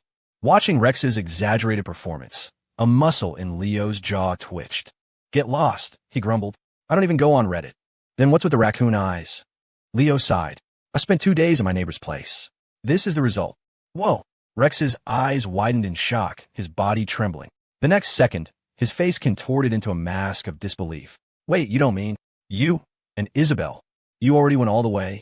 Damn it, man. I don't even have a girlfriend, and you've already gotten first blood? You son of a bitch. You're overthinking it, Leo said with a wry smile. If that's all it was, I wouldn't have dark circles this bad after just 2 days. He walked over to the mirror and confirmed his haggard appearance. It was true that he had spent both nights sleeping in the same bed as Isabel. The problem was after their good night kisses and cuddles, nothing else happened. Then, Isabel would pretend to be asleep and unconsciously bump up against his backup phone. So, for 2 nights, Isabel slept like a baby, waking up with a rosy complexion and looking even more beautiful than usual. But Leo, he suffered. Just sharing a bed with her was enough to send his blood pressure soaring, making sleep difficult. But with his backup phone on high alert all night, sleep was completely impossible. He hadn't gotten a single good night's rest, hence the heavy dark circles. Sigh. To the outside world, Isabel Thornton was a cold, untouchable goddess. Who would have guessed that in private, she was a terminally online girl constantly probing his limits, desperate to play with his backup phone. That wicked little neighbor has turned into a succubus, Leo lamented internally. He swore to himself that if she tried it again next time, he'd have no choice but to turn into a monster and catch that little pixie. As December rolled in, the weather in Crestview grew colder. With final exams approaching, the campus pathways became quieter, students holing up to study. After his Monday morning class, Leo was leaving the dining hall with Rex and the others when he received a call from an unknown number. Hello, who's this? Leo Yeager? This is Dean Campbell. Leo was surprised. Mr. Campbell? Is something wrong? You don't have any afternoon classes, right? Dean Campbell said. There's a meeting at 2:30 p.m. The dean of the business school and some other university administrators will be there. If you're free, you should come to the conference room in the admin building at 2:00. It could be beneficial for you and your startup. Can I ask what the meeting is about, sir? Just to see if I need to prepare anything. No need to prepare. It's just an end-of-semester summary meeting. They'll discuss the New Year's Gala and the exam schedule, but they'll also be talking about supporting student entrepreneurs on campus. If you're free, you should come listen. Hearing the purpose of the meeting, Leo agreed without much hesitation. Okay, sir. I'll be there on time. After he hung up, Rex asked casually, what was that about? Why is the dean calling you? You're not a class rep or anything. It's not about class. He wants me to attend a meeting about student startups. I guess he thinks it would be good for me to hear what kind of support the university offers. Rex scoffed. I doubt it'll be much help for you. The university support is usually just a little seed money. Your studio is so big now, that kind of funding would be a drop in the bucket, right? You can't look at it that way, Leo explained. Maybe they have other kinds of support. U of C is a top-tier university with a huge alumni network. Maybe the school connects promising student startups with alumni investors from major companies. That's not small change. Initially, Leo had thought the same as Rex, but on second thought, he realized it was best to go. Even if there was no tangible benefit, it was his advisor who had personally invited him. Refusing would be disrespectful. Besides, building a good relationship with his advisor was never a bad idea. For example, if he ever needed to skip a class and a professor noticed, the dean might be able to smooth things over. That was a perk money couldn't buy. Before heading over, Leo mentioned the meeting in the Starfall Studios group chat. Sean Shao. I know that meeting. The university holds them every few months to support student projects. They usually only pick 1 or 2 representatives from each year. There are a lot of juniors with startups, so I wasn't chosen. But there aren't many freshman entrepreneurs, so you were an easy pick. The support won't mean much for Starfall anymore, but it's good for you to go. You can get some FaceTime with the business school administrators and network with student government leaders. Ruby you. I went to one of those meetings when I was in student government as a sophomore. Their comments gave Leo a better idea of what to expect. At 2 o'clock, he arrived at the conference room in the administration building. Dean Campbell was standing by the door. Sir. Good, you're here. Go on in and take the 3rd seat in the 3rd row by the aisle. I'm just waiting on a few more people. Leo nodded and entered the conference room. It was mostly filled with students. One group, sitting quietly and talking in low voices, were entrepreneurs like him. The other, more boisterous group, wore the distinctive pins of the student government. They chatted and laughed together, clearly more at ease, as this was routine for them. After finding his seat, Leo took a look around before pulling out his phone to text Isabel. Hey neighbor, what are you up to? Nina, I spoke with my director. I told him a good friend of mine had a startup and wanted to sit in on the meeting to see about getting support. He didn't think anything of it, so you could just sit next to me. Ethan, you walked behind a striking girl. Though she wore only light makeup, her exceptional beauty turned heads as soon as she entered the room. Her name was Nina Ning, also a freshman. Ethan, a sophomore, was the vice president of the U of C student government. His voice was gentle, and the affection in his eyes was undisguised. Nina just nodded slightly. Thank you, Ethan. Hey, don't mention it. We're childhood friends, after all. A little favor like this is nothing, Ethan said, scratching the back of his head shyly. It was true. Ethan had a huge crush on Nina. They had grown up together, but Nina had underperformed on the math section of her SATs and missed her chance to get into USC. She'd taken a gap year and reapplied, finally getting in this year. Ethan had been waiting faithfully for her. Even though Nina had said she wasn't interested in dating right now, Ethan was convinced his sincerity would eventually win her over. Hearing his words, Nina's brow furrowed. Ethan, we were just neighbors who grew up together. I wouldn't call us childhood friends. Please don't say that anymore. People will get the wrong idea. Ethan's expression froze, but he quickly recovered with a laugh. Right. He told himself she was just being proper, not wanting any ambiguity before they were officially a couple. Nina sighed. I wouldn't have had to bother you, but my advisor said only one freshman is allowed to attend. The spot for our year was already taken by some guy from the business school named Leo Yeager. I heard his project is a media studio that's already profitable. She paused. I'm really curious who this Leo Yeager is. I'll ask around once the meeting starts. It won't be hard to find out, Ethan said smugly. Leo Yeager? A soft, timid voice came from beside them. They turned to see a very sweet-looking girl. Noticing their gaze, her cheeks flushed. Vice President you. I'm in the same class as Leo Yeager. That guy over there in the third row. That's him. Clara Shun, who had joined the student government 2 months ago, timidly pointed her finger forward. Excuse me, are you Leo Yeager? HM. Leo was texting Isabel. She and her roommates were all studying for finals when a guy's voice sounded from behind him. He turned in surprise to see a refined-looking guy with glasses sitting in the row behind him. The student government pin on his chest identified him as an officer. I am, and you are. The guy smiled faintly and extended a hand. Nice to meet you. I'm Charles Chu, president of the student government. Hello, President Chu. Can I help you with something? Leo asked, shaking his hand. He couldn't recall ever meeting the student government president before. Charles smiled. Nothing important. I just heard you're a freshman who's already started his own business. I really admire people who have the guts to do that while still in school. If you don't mind, we could exchange numbers. If you ever run into any problems at school, feel free to contact me. Oh, Leo quickly understood. Charles was probably adding all the student entrepreneurs. He'd heard from Sean that college was full of all kinds of people, especially networkers like Charles. By reaching out now, before anyone had made it big, Charles was building his future connections. Few student startups succeeded, but if even one did, he'd be considered a visionary friend. It was much harder to cozy up to someone after they were already successful. Realizing this, Leo gave Charles a knowing look. Clever guy. Sure, Leo agreed, seeing no reason to refuse. He and Charles exchanged numbers. The student government president had some pull on campus. It was a useful connection to have. Great. Let's keep in touch. The meeting is about to start, so I won't bother you, Charles said, then fell silent. Just then, the university administrators began to arrive, and Dean Campbell took the seat next to Leo. As the meeting began, Leo listened carefully. Just as he'd expected, the financial support the university offered was of little practical use to Starfall Studios at its current stage. Dean Campbell, sitting beside him, seemed to sense his disinterest. He leaned over and whispered, Leo, I've looked into your studio's scale, and it seems you're already quite profitable. The support the dean mentioned probably won't help you much. However, if you need help with contracts or setting up a legal department, the university can be a great resource. If you're interested, I can help you apply to have some of the professors from the law school consult for you. Some of them have their own private firms, which would be far more convenient and secure than finding one on your own.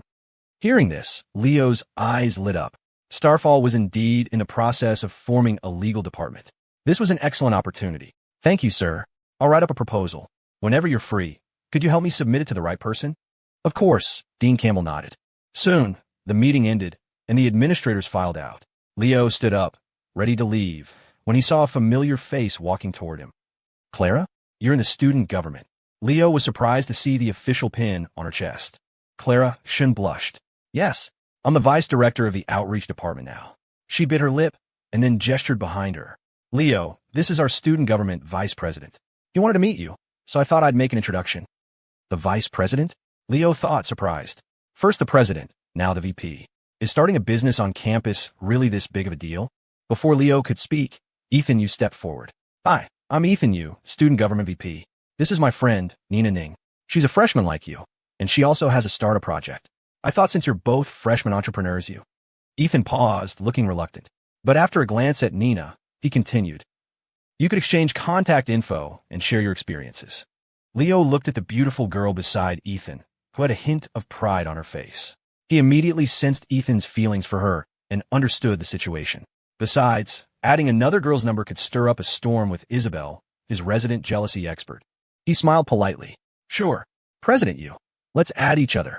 You can pull Nina and me into a group chat later, and we can discuss things there. A wide grin spread across Ethan's face. All right, this kid knows the score. Fearing Leo might change his mind, Ethan quickly pulled out his phone and added him. After that, Leo said a quick goodbye to Clara and left. Nina watched Leo's retreating back, a flicker of surprise in her eyes. From start to finish, he hadn't said a single word to her directly, and his gaze had been completely neutral. She knew she was attractive. No guy had ever looked at her with such indifference. More importantly, he'd had a perfect chance to get her number and had instead suggested a group chat. Suddenly, Nina found herself intensely curious about Leo Yeager. Interesting, she murmured, then turned to Ethan. Ethan, give me Leo's contact info.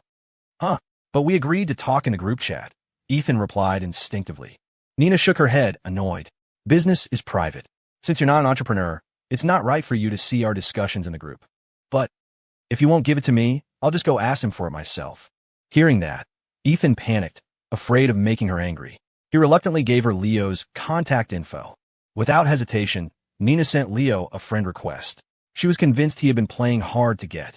Now that she had made the first move, he would surely accept immediately. But a few minutes after she sent the request, a notification popped up on her screen. She looked down, and her face froze. The user has declined your friend request. The user has declined your friend request. Nina stared at the notification, stunned. For a long moment, she couldn't process it. It was Ethan's voice that finally brought her back to reality. Nina, he probably just misclicked. I'm sure he'll send you a request any second now. Nina didn't reply, her expression complicated as she looked at her phone.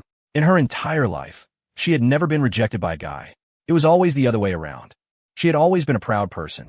She knew some might find her arrogant, but she wasn't one of those girls with an inflated sense of self-worth. She truly believed she possessed a charm that other girls didn't. She had the right to be proud. So when she met Leo today, and he not only showed zero interest, but also rejected her direct advance, she was doubly shocked. But Ethan's words offered a plausible explanation. Right? He probably just misclicked. At the thought, Nina felt a wave of relief, followed by a small, derisive laugh. So he's just like all the others after all. Playing hard to get, but he fumbled it. Now I'll have to be the one to add me. A slight smirk touched her lips as she waited for Leo's friend request to appear. 1 minute, 2 minutes, 3 minutes, 10 full minutes passed, and nothing. Her expression finally crumbled, her face darkening. So, it wasn't a mistake. He did it on purpose. Watching her frown, Ethan was secretly thrilled. At least Nina hadn't added another guy to her contacts. He quickly said, Hey, Nina, don't worry about it. He probably went to grab dinner and didn't even realize he misclicked. Let's go to the dining hall. It's about that time. Fine, Nina said, not dwelling on it. She still couldn't believe Leo had rejected her intentionally. They went to the university dining hall, where Ethan eagerly took on the task of getting their food. When he returned to the table with 2 trays, Nina was still frowning at her phone. Nina, put your phone away and eat. I'll eat in a minute. The food will get cold. It's bad for your stomach. Ethan said with concern, feeling like the perfect, thoughtful guy. He was always so cool and detached as the student government VP. If anyone else saw him like this, they'd be shocked. Wow, President Yu isn't cold at all. He just saves all his warmth for the girl he loves. He couldn't help but smile foolishly at the thought. But in reality, Nina just shook her head stubbornly. Ethan, I said I'll eat in a minute. I don't like it when people try to change my mind. Okay, I get it. Ethan fell silent, not wanting to upset her further. Just then, Nina's expression changed. She pointed uncertainly behind him. Hey, is that Leo Yeager? Ethan turned to look. About 20 feet away, Leo was eating while looking at his phone. Every so often, he put down his chopsticks and typed furiously on the screen, clearly messaging someone. Yeah, I think that's him, Ethan said. The confirmation made Nina's face turn ugly. She was now absolutely certain. Leo had intentionally rejected her request. He wasn't away from his phone. He was actively using it to chat with someone else. How could he have missed her request? Before either of them could react, Leo finished his meal, stood up, and left the dining hall. As his figure disappeared, Ethan said lamely, "Well, Nina, if he doesn't want to add you, just forget it. Let's eat." Nina snorted. "No one has ever treated me like this. You can't starve yourself over some inconsiderate guy. It hurt me to see you like this, Nina." Nina flinched at his words and shot him an annoyed look. "Ethan, stop saying things that make it sound like we're a couple." Okay. Just eat, please. I have no appetite after he rejected me," Nina declared. She opened her phone, sent another friend request to Leo, and then stood up and walked out of the dining hall, leaving her dinner untouched. Ethan glanced at his own barely eaten meal, then at Nina's retreating figure. With a frustrated sigh, he abandoned his food and hurried after her. After leaving the dining hall, Leo headed for the library, stopping at Chatter Tea to buy drinks for Isabel and her roommates. He found them in a quiet corner. As he approached, Isabel's cool eyes softened instantly. She scooted over, making room for him and pressing closer. Seeing this, Haley Xia wore a knowing, motherly smile. "Isabel, the second your man shows up, you melt like you don't have any bones in your body. You just want to crawl right into his arms." Isabel just huffed without replying. Leo, unfazed, passed out the drinks. "Brought you guys some tea." "Yay, more bubble tea." "Isabel, your boyfriend is the best," Haley exclaimed. She thanked Leo, then sighed contentedly. "It's so great having you around. Whenever you come find Isabel, you always bring us drinks. Zoe, Jesse, you two need to get boyfriends. Then Leo can bring the tea, and your boyfriends can bring cake. I'd be in heaven." Zoe Chong rolled her eyes with a smile. "In your dreams. Haley is a good person. Haley is a good person. Haley is a good person." Leo chuckled at the girls' banter and Isabel's internal monologue.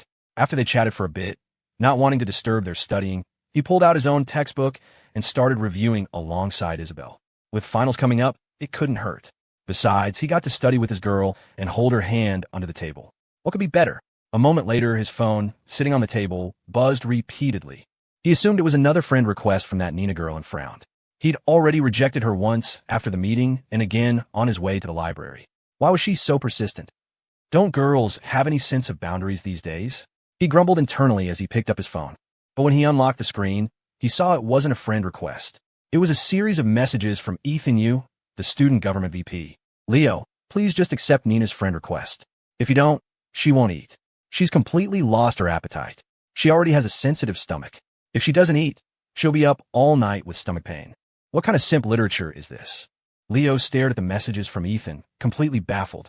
He'd had his suspicions in the conference room, but now it was confirmed. This guy was a first-class simp. Remembering the advice of an upperclassman, save one if you can, Leo typed back a quick reply. "President you, if you like Nina, just pursue her normally. This whole act, you sound like a massive simp. Leo, your language is disgusting. This isn't being a simp. I'm concerned about her. It's all being a nice guy." Leo's face was expressionless. That's even more pathetic. Nice guy is just one step above simp. Ethan seemed to be stunned into silence for a few seconds before another message came through. "Just drop it. Please just add Nina. I'll owe you one. I like her, and I can't stand to see her upset." Leo was officially speechless. "Dude, is your ID a picture of a doormat? If you like her, shouldn't you be trying to stop her from adding me? Why are you begging me to add her? You're a student government VP, for crying out loud. Have some self-respect. Besides, if I add her, aren't you worried we'll hit it off and I'll end up stealing your girl? You're overthinking it. Nina only wanted to add you to talk about business. She's just mad now because you keep rejecting her. You're not her type. I know her better than anyone. We're childhood friends." "You've been childhood friends for this long, and you still haven't won her over? Doesn't that prove you're not her type either? That's none of your business. Just add her. I'm begging you." Seeing how persistent he was, Leo simply muted his chat. This guy was beyond saving. He needed a wake-up call, not a conversation. Putting his phone down, he felt a nudge from Isabel. She blinked her wide eyes at him. "Who keeps messaging you?" Leo shrugged. "Oh, no one important." "Oh." Around 10 o'clock, Leo, Isabel, and her roommates finally left the library. It was one of the few times he had actually studied since starting college. He had to admit, even though it was supposed to be a review session, it felt more like he was learning the material for the first time. "Why did you guys suddenly decide to start studying now?" he asked Isabel. "Finals are still over a month away." Before she could answer, Haley jumped in. "It's all your girlfriend's fault. The three of us are usually binge-watching shows at night, but she's always at her desk, reading textbooks or watching online lectures. At first, we were just a little anxious, but now that it's getting closer to the end of the semester, we can't sit still anymore. Oh, Leo looked at Isabel in surprise. He hadn't realized she was studying so hard in the dorm. She always paid attention in class, unlike him and his roommates, who were either playing games or sleeping. Even without studying, she was easily a top 5 student. Why was she working so hard? Isabel's face tensed. She whispered to Leo, "Haley's lying? I don't do that." "How am I lying? Zoe and Jesse saw you." "Leo, ask them if you don't believe me." Seeing Haley's earnest expression, Leo just chuckled. He didn't need to ask. He knew Haley had no reason to lie about something so trivial. Isabel was probably just worried he'd feel guilty for asking her out on evening walks and interrupting her study time. The thought made him smile. He reached out and pinched her chilly cheek. "Want to get some hot chocolate?" "Yes." At the mention of a treat, her eyes lit up. She had Haley and the others take her books back to the dorm, then slipped her hand into his as they went to find a cafe. But at that moment, Leo didn't realize that Isabel never lied to him. And when she said she wasn't studying in the dorm at night, she wasn't lying then either. After getting hot chocolate and finding a quiet spot in Campus Grove for a while, Leo walked Isabel back to her dorm. When he got back to his own room, Rex Gal pounced. "Leo, the guys in the next room have already started studying for finals. Should we start too?" Leo waved a dismissive hand. "Study? Please. If I have the guts to ignore the lecture in class, I have the guts to skip studying for the test." "For real? You're committed to the Sigma male lifestyle, huh?" "Absolutely. Ask Ned and Felix. They're not studying either." He glanced over at Felix's phone, who was gaming with his crush, Cece, and Ned Nyo, who was lying in bed reading a romance novel with a sappy grin on his face. "Felix, not studying. I gotta carry Cece. No time." "Ned, me neither. I have to see how my OTP gets together." Hearing their responses, Leo shrugged at Rex. "See? I thought you were the brave one, Rex. Why are you so scared of a few exams?" "Who's scared? Don't be ridiculous. I was just worried about you guys failing, that's all. Who actually studies for these things?" Rex puffed out his chest, then muttered his way back to his computer to play games. As he left, Leo smiled faintly, pulled out his phone, and sent a text to Isabel. "Hey, genius. We're studying again tomorrow, right?" After that first trip to the library, Leo and Isabel fell into a routine. For the next few weeks, aside from classes and work at the studio, they spent almost every evening studying together. Meanwhile, Starfall Studios was expanding rapidly. They were now running 5 different video accounts simultaneously, with the smallest one having already surpassed 1 million followers. Ironically, the new account that Sean Shao had so vehemently opposed was now their second most popular channel, its follower count trailing only behind the main Starfall account. It was definitive proof that Leo's strategy had been correct. Ruby, Quinn, and the others were ecstatic. Only Sean seemed to look more and more displeased every time he saw the new account's growth charts. With the main Starfall account hitting 3 million followers, Ruby, Yu, and Quinn fan, as the on-screen talent, had become bona fide internet celebrities. Many students at USC who used TikTok were shocked to discover that the stars of the viral Starfall videos were seniors at their own university. Ruby and Quinn were often stopped on campus by fans asking for pictures. One afternoon, on the day before Christmas Eve, Leo drove to the studio after class. Sean had called him earlier to say that a potential investor was coming that evening to discuss a deal. As the majority shareholder, Leo had to be there. When he walked in, he saw Ruby sitting on a sofa, smiling as she scrolled through her phone.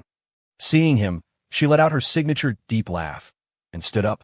"Leo, when you first asked me and Quinn to be the on-screen talent, it was just to save money on actors. I never thought we'd actually become famous." "Haha, Ruby, you can probably drop your creative director duties soon and just focus on filming," Leo laughed back. As the faces of the channel, Ruby and Quinn received a percentage of the account's profits in addition to their regular studio dividends. Besides Leo and Sean, they were the highest earners in the company. Ruby laughed again, her chest heaving in a way that made Leo feel a bit awkward, forcing him to look away. After a moment, she draped an arm over his shoulder. "You know, Leo, the best part about being famous is all the female fans I get to meet. They're so pretty, and it's so easy to get their numbers. Some of them even hit on me first." Leo's mind went blank. "All right, I've heard of male influencers dating their female fans. I have never heard of a female influencer dating her female fans. And not just one, apparently. Are you trying to turn your fan club into a personal harem?" After his bizarre conversation with Ruby, Leo did a lap around the office. Some of the editors, including Mark Zhang, were still working late. Leo walked over to Mark's desk, cleared his throat, and said in a low voice, "Mark, how's that thing we talked about going?" Mark looked up, then realized Leo was asking about recruiting talent from his old company. "I was just about to tell you," Mark said.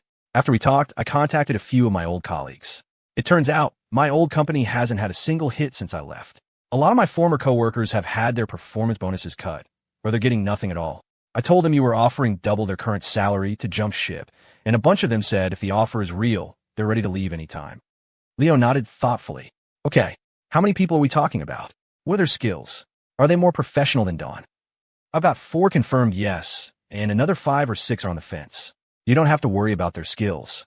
We were on the same team before I left and worked on several viral videos together. I can say with confidence that they're as good as anyone we have here now." Mark paused, then added, "Oh, and when I met with them, they mentioned a few other media companies have been trying to poach them, but the salary offers weren't as good." Leo wasn't surprised. He'd done extensive market research a month ago. With TikTok's user base exploding, it was on track to become the most dominant app in the country within 2 years. Anyone with half a brain could see that short-form video was the future. Media companies were popping up everywhere, and the demand for skilled editors was skyrocketing.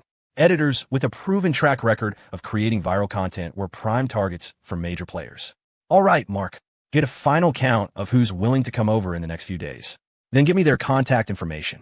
"Will do." After speaking with Mark, Leo headed to the main conference room. He found Sean inside, organizing documents.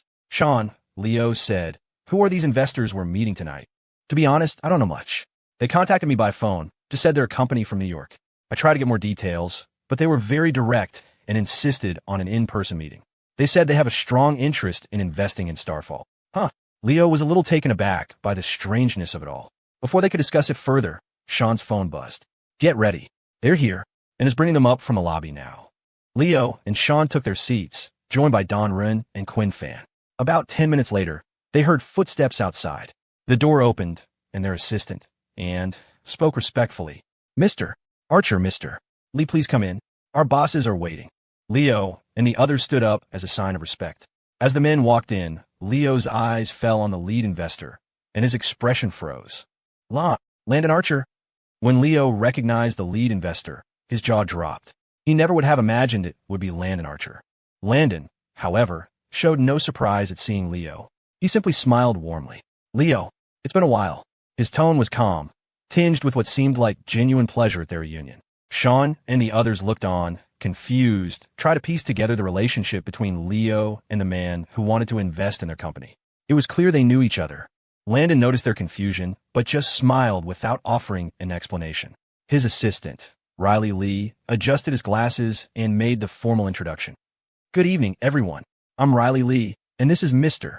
Landon Archer of the Archer Corporation. Mr. Archer has a keen interest in the new media industry, and our company is currently establishing a division in that sector.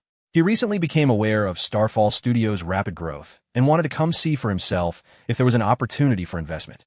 Sean, though still processing the connection between Leo and Landon, quickly put on a professional smile. After Landon and Riley were seated, Sean began his presentation on the studio. As he spoke, Leo watched Landon, his initial shock giving way to a cool-headed analysis. He had questions, but decided to wait for the formalities to conclude. Landon listened intently, asking sharp, insightful questions that revealed a deep understanding of the industry. Nearly an hour later, after an in-depth discussion, Riley leaned over and whispered something to Landon, who nodded in agreement. Riley then smiled at Leo and Sean. "Mr. Yeager, Mr. Shao, Mr. Archer is very impressed with Starfall Studios' achievements and potential. We've covered all the preliminary questions. If you have no further issues, we can proceed to discussing the specifics of the investment." Sean and the others held their breath. They couldn't believe it was going so smoothly. They had spent weeks trying to secure funding, only to be bogged down by endless problems with other potential investors. Yet here was the Archer Corporation, a corporate giant with national influence, ready to close a deal after a single meeting. While Sean and the others were thrilled, Leo frowned. He spoke first. "Mr. Archer, before we talk specifics, could we have a word in private?" Despite their history, this was a formal business setting. Leo wasn't about to be so informal as to use Landon's first name in front of everyone. Landon smiled. "Of course." Under the bewildered gazes of Sean and the team, Leo and Landon left the conference room. Once they were outside, Leo looked at him with a complicated expression. Before he could speak, Landon beat him to it. Leo, I know what you're thinking. You don't have to worry. Isabel never told me about your studio. I'm not choosing to invest in you as a favor to her. Landon had answered his unspoken question. Leo looked at him, surprised. After a moment of thought, he asked, That's hard to believe. Our studio is nothing to a company like yours. We wouldn't even dream of approaching a corporation of your size for funding, let alone have you come to us. Leo, what Riley said in there is the truth. I've just returned to the country to begin taking over my family's business. As you know, the biggest trend in media right now is short-form video. I was already preparing to enter this market before I came back. While scouting for fast-growing studios, I came across yours. The reason I chose you is, admittedly, because we know each other. There are many excellent studios out there, and for me, investing in any one of them would serve my purpose. So why not invest in you? Landon paused, then smiled. This way, I achieve my goal, and I can help you at the same time. Don't worry. As close as I am with Isabel, I understand a man's pride. This is a purely professional investment. You don't need to feel burdened by it. Hearing Landon's sincere explanation and seeing the straightforward look in his eyes, Leo realized he might have been overthinking things. As Landon said, if they were going to invest in someone, why not Starfall? After a moment of silence, Leo finally relaxed. I understand. He didn't dwell on it any longer. He knew Starfall was a powerhouse on TikTok right now, a dominant force. Even if he and Landon had never met, they still would have had a shot at this investment. After finalizing the investment deal with Landon, Leo's life became a whirlwind of activity. He was finally able to catch his breath on the evening of the university's New Year's Eve gala, just before the holiday break. That evening, he went to pick up Isabel from her dorm. As he neared the building, he saw her jogging out, dressed in a stylish white down jacket. In the dim evening light, she scanned the area, not seeing him at first. She stood by the curb, her expression cool as she pulled out her phone, presumably to text him. She tilted her head down, her beautiful face partially hidden by the high collar of her jacket, her slender fingers tapping at the screen. The cold must have been getting to her, because she kept making typos, which made her stomp her foot in frustration. The sight made Leo chuckle. He quickened his pace. No need to text. I'm here! Exclamation point. Isabel's head snapped up, her eyes instantly brightening when she saw him.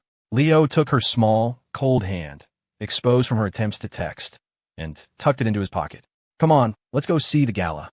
Isabel nodded softly, then lifted her chin, her voice carrying its usual cool tone. Okay, but after, I want to go to the clock tower to see the fireworks. Oh, how did you know there are fireworks at the clock tower tonight? Leo asked, surprised. Isabel hummed. Haley told me. She said you absolutely have to take me to see the fireworks. Why? Isabel pursed her lips, her eyes shimmering. Because she said, the New Year's bang is the best one. The New Year's bang? Haley, what the hell are you teaching my innocent girlfriend? Hearing the phrase, both a noun and a verb, from Isabel's lips made Leo's heart skip a beat. But one look at her face, which held nothing but pure anticipation for the fireworks, told him she was completely oblivious to the double entendre.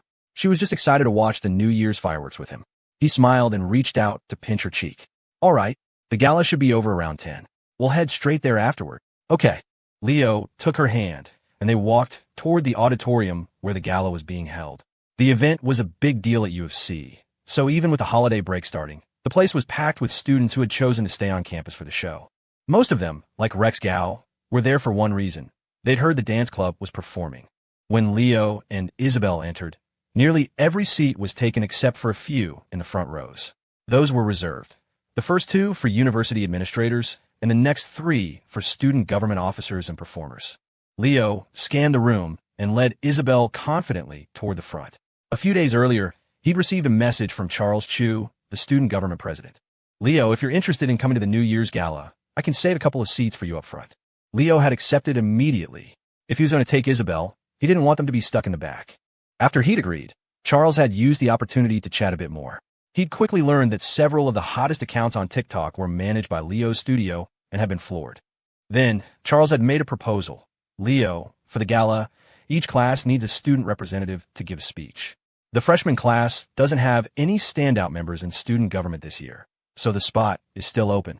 If you don't mind, would you be our freshman representative? You could talk about your experiences with your startup. It would solve a problem for me with the Student Affairs Office and also inspire other students to get involved in entrepreneurship. Since Charles was giving them front row seats, and it was a great chance to make a good impression on the university leadership, Leo had agreed. Now, he led Isabel to the third row and was about to sit down when she paused. I need to use the restroom real quick. All right, Leo nodded. After she left, he sat down and scrolled through his phone. A moment later, someone sat down in the seat he had saved for Isabel. Leo frowned and looked up, ready to tell the person the seat was taken. But when he saw who it was, he paused. It was Nina Ning, the girl from the meeting. She smiled at him, a hint of confidence in her eyes. Leo, we meet again. Are you in the student government too? Nina shook her head. No, Ethan is a VP, but he's backstage helping with logistics, so he gave me his seat. Leo just said, oh, and was about to explain that she was in someone else's seat when she spoke again. Why did you reject my friend request last time? Oh, that. I told President Yu to just make a group chat, so we could all discuss things there. I didn't realize you would add me personally. So that was you? My bad, Leo said, his face a mask of feigned ignorance. He couldn't very well tell her. Ethan has a massive crush on you, and I didn't want to break his heart. But Nina wasn't satisfied. She crossed her arms, her brow furrowed. But I put my name in the request message. Did you? I must have missed it. Leo was committed to playing dumb. Seeing his bland expression, Nina started to believe that maybe it really hadn't been intentional. She dropped the subject and changed her tone. I figured you'd be too busy with your startup to come to the gala. My studio is pretty stable now, and I have employees who handle the day-to-day work. I don't need to be there unless something major comes up. Nina, having no idea about the true scale of Starfall Studios, heard his words as pure bragging. Her opinion of him plummeted. She had thought he was capable and ambitious. Now he just seemed like any other guy, full of hot air, a freshman startup, stable after just a few months, and he calls his friends employees to sound important. Her interest in him vanished. He was just another boring, pretentious guy using his startup as a way to show off.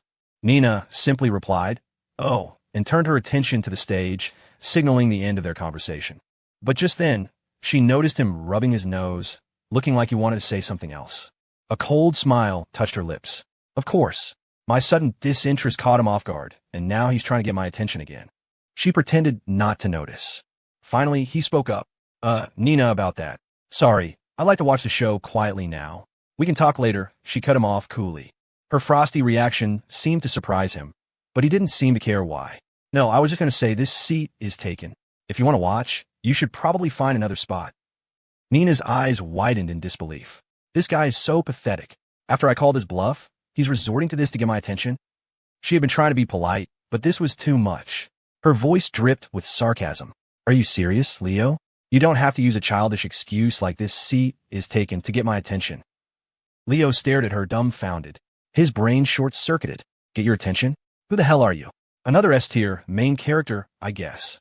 The seat really is taken. Could you please move? If you're gonna be like that, fine, I'll move, she said with a dismissive laugh, grabbing her bag. But just so, this little act of yours is really cringe. Just as she stood up, Leo's eyes lit up, and he smiled and waved at someone behind her. You're back. Come on, the show's about to start. Nina froze and turned around. Walking toward them was a girl so beautiful she seemed unreal, her expression cool and aloof. Nina stood there, rooted to the spot, completely at a loss. The next second, she heard Leo's voice again. Ahem. See? I told you someone was sitting here. This is my girlfriend's seat. I wasn't lying. Gee, girlfriend. The word hit Nina like a physical blow, and her mind went completely blank.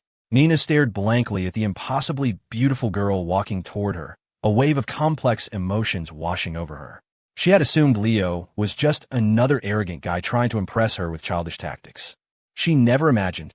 So, he didn't add me because he was worried his girlfriend would see? The realization sent a hot flush crawling up her neck. Thinking back on her own behavior and the condescending things she'd said, Nina suddenly wanted the floor to open up and swallow her whole. By now, Isabel had reached them, giving Nina a curious glance. Their eyes met for a fraction of a second before Nina turned and fled, not daring to look back at Leo. She finally understood that he had been trying to save her face the entire time, while she had been the one making a fool of herself. Tonight, it seemed, she had become the opening act for Leo's New Year's entertainment. After Nina's hasty departure, Isabel sat down next to Leo. A few minutes later, the gala officially began. After a brief opening from the hosts, the first act took the stage. Midway through the show, Leo was surprised to see a familiar face among the performers. "Is that Zoe Chong?" "MHM, that's Zoe," Isabel confirmed with a nod. As Zoe and the other members of the dance club began their performance, a wave of murmurs and gasps went through the male portion of the audience. Because Zoe was, well, she was very distracting. Even Leo found his eyes drawn to her. He was watching, mesmerized, when his vision suddenly went black. "Don't look, Zoe is a bad person." Hearing Isabel's soft but firm voice, Leo froze. She had covered his eyes with her hand. He cleared his throat and gently pulled her hand away, revealing her pouting, indignant face. He couldn't help but laugh. Okay, I won't look," he promised. Isabel's expression softened slightly, but she still watched him like a hawk, her eyes sharp. On stage, Zoe and the others continued their stunning performance, earning thunderous applause. Leo, however, didn't dare look at the stage again. As the night wore on, the atmosphere grew more and more festive. Soon, Leo's phone buzzed with a message from Charles Chu. "Leo, there are 3 acts left. You're the freshman rep, so you'll be the first speaker. You should head backstage now to get ready." Leo texted back a quick, "Okay," and turned to Isabel. "Hey, you wait here for me, all right? I have to give a speech, but it'll be quick." "Oh." Leo went backstage and reviewed his speech notes. Soon, the final performance ended, and the host announced the student representative speeches, starting with freshman Leo Yeager. Taking a deep breath, Leo walked confidently onto the stage. The audience watched him with curiosity. He tapped the microphone and began, his voice calm and steady. "Good evening, faculty and fellow students. My name is Leo Yeager, and I'm the freshman representative for the business school." His speech wasn't long, mostly covering the points Charles had suggested, his journey as an entrepreneur, the challenges he'd faced, and so on. As he spoke, his gaze kept drifting to where Isabel was sitting. In the audience, she listened intently, her eyes fixed on him. In that moment, he seemed to be glowing with a special light, and her adoring gaze was practically melting. Meanwhile, in the back of the auditorium, Rex Gao was having a full-blown meltdown. "Holy crap. Is that Leo? Damn it, when did that son of a bitch become our freshman representative? Since when do they let dogs on stage to give speeches? Is there no justice in this world? Seriously. Leo, you magnificent bastard. This is the most epic flex I've ever seen. I'm dying. I'm actually dying." Rex stared at the stage, where his roommate was speaking with a serious expression, and felt his soul leaving his body. If he had known starting a business came with this kind of opportunity to show off in front of the whole school, he would have launched a project even if it meant losing money. Beside him, Ned and Neo watched with pity as Rex hyperventilated. "Rex, let's go. If you watch any longer, I'm afraid you're going to pass out." After Leo's speech came the representatives from the other years. By then, the gala was essentially over. Wanting to get to the clock tower before midnight, Leo decided they should leave early. He took Isabel's hand and led her out the back exit of the auditorium.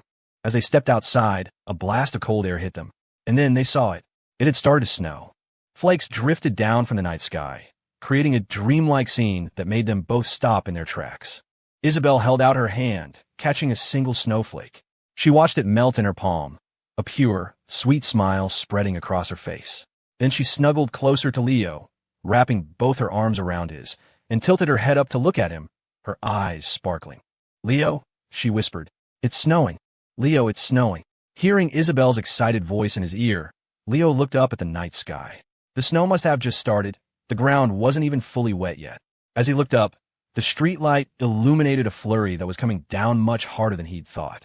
If it kept this up for another couple of hours, it would definitely start to stick. It was the first snow of the year in Crestview, which hadn't seen a single flake since last New Year's Day. If it lasted past midnight, it would also be the first snow of the coming year, 2019. Seeing Isabel's delighted expression, Leo's heart filled with a gentle warmth. He couldn't help but pull her closer. "Yeah, it is," he said. "Looks like it'll last past midnight. The first snow of 2019. Isabel tilted her head back, her eyes soft as she gazed at him. "And the first snow I've ever watched with you." "We should take the subway," Leo suggested. "The crowd heading to Clock Tower Square for the fireworks is going to be insane. If we drive, we'll just get stuck in traffic." "Okay." Isabel didn't argue. She just held onto his arm, her body tucked close to his as they walked toward the campus exit. They moved slowly through the falling snow, flakes landing on their shoulders and hair, draping them in a thin white mantle. All along the campus paths, other couples were just as surprised and thrilled by the sudden snowfall. Leo could already picture the social media posts that would flood everyone's feeds after midnight. Here's to the promises we make in the snow, and all the tomorrows to come. Snow in our hair now, silver in our hair later. At least we're getting old together. You and the snow arrived together to welcome 2019. By the time they reached the subway station nearest to the university, a fine layer of white had dusted their hair. A crowd was gathered near the entrance, where an artificial Christmas tree had been set up. People were taking pictures beside it. It was nothing special, but the falling snow seemed to cast a magical filter over everything, making even the most ordinary things feel enchanting. Just then, a familiar Maybach pulled up to the curb, and Lester stepped out from the driver's seat. Isabel's face lit up with surprise. Her mouth opened slightly. Lester. Lester smiled warmly. Miss Thornton, Mr. Yeager. I take it you're heading to Clock Tower Square for the fireworks. Huh. Isabel was confused. She hadn't called him. She and Leo had already decided to take the subway. Noticing their puzzled expressions, Lester looked a bit sheepish. Ahem. Well, I saw the forecast earlier said it might snow tonight. And it being New Year's Eve, I figured you two would want to go see the fireworks. I was just thinking, with the snow, it might be a bit dangerous for Mr. Yeager to be driving while also trying to talk to you and keep the car from sliding. So, I waited near the campus gates, figuring if you were heading to the square, I could be there for you right away. He paused, then continued. I saw you two leave campus just now, but you were heading straight for the subway, so I hurried over. The explanation cleared everything up. Isabel bit her lip and said in her cool tone, Lester, Leo, and I are taking the subway. Leo nodded in agreement. Yeah, Lester, you don't have to worry about us. It's going to be packed over there. We'd probably just get stuck in traffic if we drove. But Lester shook his head. No, that's what everyone thinks, so the roads actually aren't that busy. The subway, on the other hand, is probably a madhouse. I checked the traffic reports, and it's really not bad. Please, Miss Thornton, Mr. Yeager, let me drive you. Leo glanced toward the subway entrance. A steady stream of excited people was flowing down the stairs. He realized Lester was probably right. The trains would be crammed, while the number of people driving or taking Ubers will be much lower. Finally, Leo nodded. All right, let's have Lester take us, he said to Isabel. If we can't get a seat on the train, we'll be standing for an hour to get there. Okay, she murmured, her eyes crinkling at the corners. The drive over was just as Lester had predicted, not congested at all. The snow had convinced less confident drivers to stay home, thinning out the traffic even more. Around 11:10, they arrived near Clock Tower Square. To get to the best viewing spot for the fireworks, they'd have to walk the rest of the way.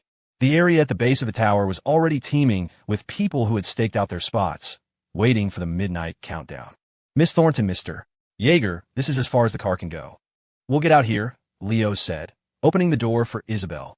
After they were out, he shut the door, then seemed to remember something. He turned back to Lester. Hey, why don't you park the car? There's a spot right over there. You can come watch the fireworks with us. Oh, Mr. Yeager, you and Miss Thornton should go. I wouldn't want to intrude, Lester replied, looking flattered but hesitant. Leo shook his head. It's no problem. It's not like you can drive out of here right now anyway. You're already here. Might as well enjoy it. Well, Lester, you can take pictures of me and Leo, Isabel chimed in, her voice crisp and clear as she handed him her phone. Lester froze for a second, then a look of genuine emotion crossed his face. Of course, Miss Thornton. Leave it to me. After Lester parked the car, he joined them, and the three of them moved with the crowd toward the square. The closer they got to the clock tower, the denser the crowd became, the air buzzing with excitement. It was a sea of people, shoulder to shoulder, their laughter and chatter mixing into a joyous roar. The surrounding lights glittered, catching the gently falling snowflakes and creating a dreamlike atmosphere. The crowd was so thick that they barely moved more than a few feet in half an hour. With less than 20 minutes until midnight, the snow began to fall even harder. A layer of it had already settled on Leo's hair and shoulders. He raised a hand to brush the snow from Isabel's hair, but just as he did, she looked up at him, her eyes fixed on his. The usual coolness in her expression was gone, replaced by a tenderness and shyness he had never seen before. Her eyes sparkled like stars. A sweet smile spread across her face, and her voice was as soft as the falling snow. Snow in our hair now, silver in our hair later. Leo, do you think we'll really be together until then? Until we're actually old and gray? Leo's breath caught. A slow smile spread across his lips as he gently brushed the snowflakes from her hair. Of course we will. The snow swirled around them, and the crowd roared with life, but in that moment, it felt as if he and Isabel were in a world of their own. As the minutes ticked by, the anticipation in the square grew. Cheers erupted as people pulled out their phones, countdown apps at the ready. Vendors weaving through the crowd sold colorful, light-up balloons, which people held aloft, waiting for the final moment. "Lester, get ready with the picture," Isabel reminded him. "Yes, miss, don't you worry," Lester said, his expression serious. A bead of sweat trickled down his forehead. He was terrified of messing up the shot. Just as he was steeling his nerves, a female voice cut through the noise. "Lester." A moment later, the voice called out again. "Wait, Isabel? Leo." It was Haley Xia. Her face was a mask of surprise, which quickly morphed into pure excitement when she saw the three of them. She'd known Isabel would be spending New Year's Eve with Leo, so she had come to the square with Zoe and Jesse to watch the fireworks. She never imagined there would be this many people. They had gotten separated almost as soon as they'd left the subway station, and the crowd was so dense she hadn't been able to find them. To make matters worse, the cell service was non-existent. With midnight approaching, Haley had started to panic. Spotting Leo's group was a miracle. Leo and Isabel were standing in front of Lester, so they hadn't noticed her. Haley saw the phone in Lester's hands and instinctively asked, "Lester, are you taking a picture of them?" Yes. This is the first time my miss has ever entrusted me with such a task." Haley giggled. "Here, let me do it. Your angle is all wrong. The picture won't turn out very well." Lester hesitated for a moment before handing her the phone. Just as Haley took it, the final 1-minute countdown began. The energy of the crowd reached a fever pitch as thousands of voices joined together. 10, 9, 8, 7, 3, 2, 1. Happy New Year! At the stroke of midnight, hands opened, releasing a kaleidoscope of balloons that floated up into the snowy sky. At the same time, a firework shot upwards with a piercing whistle and exploded, painting the night with brilliant color. Leo held Isabel's hand as she leaned her head against his shoulder. She bit her lip and whispered, so softly only he could hear, "Leo, I love you so much. Leo, I love you so much." Her heartfelt words, a perfect echo of her thoughts, nearly melted him on the spot. Click, click, click. Haley seized the moment, snapping a burst of photos. The roaring crowd, the exploding fireworks, the ascending balloons. It all became a breathtaking backdrop for the two of them. Afterward, Haley stared at the photos, her cheeks flushed. "Beautiful," she muttered, scrolling through them. "Just so beautiful. They look like the main characters in a K-drama. Oh my God, I could live off this photo for a year." Lester leaned in to look. After a moment of hesitation, he asked sheepishly, "Miss Xia, if you happen to back up that photo, could you possibly send me a copy?"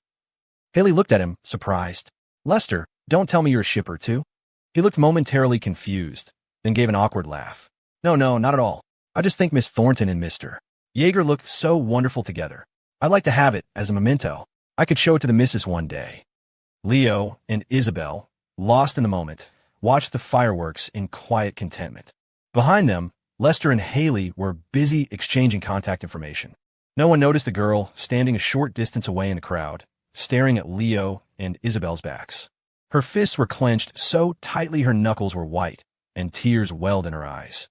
Chloe bit her lip, a wave of bitterness and regret washing over her. A tear escaped, sliding silently down her cheek. Why? She thought. Why him? Isabel showed up so much later, so why did he choose her without a second thought? I'm his childhood friend. Why won't he give me a chance? It was just one stupid mistake, something any girl would have done. The fireworks lasted for over 10 minutes. When the show was over, Leo and Isabel turned around and finally spotted Haley. "What are you doing here?" Leo asked, raising an eyebrow in surprise. Haley grinned, holding up the phone. "Just happened to run into you guys and decided to be your personal photographer.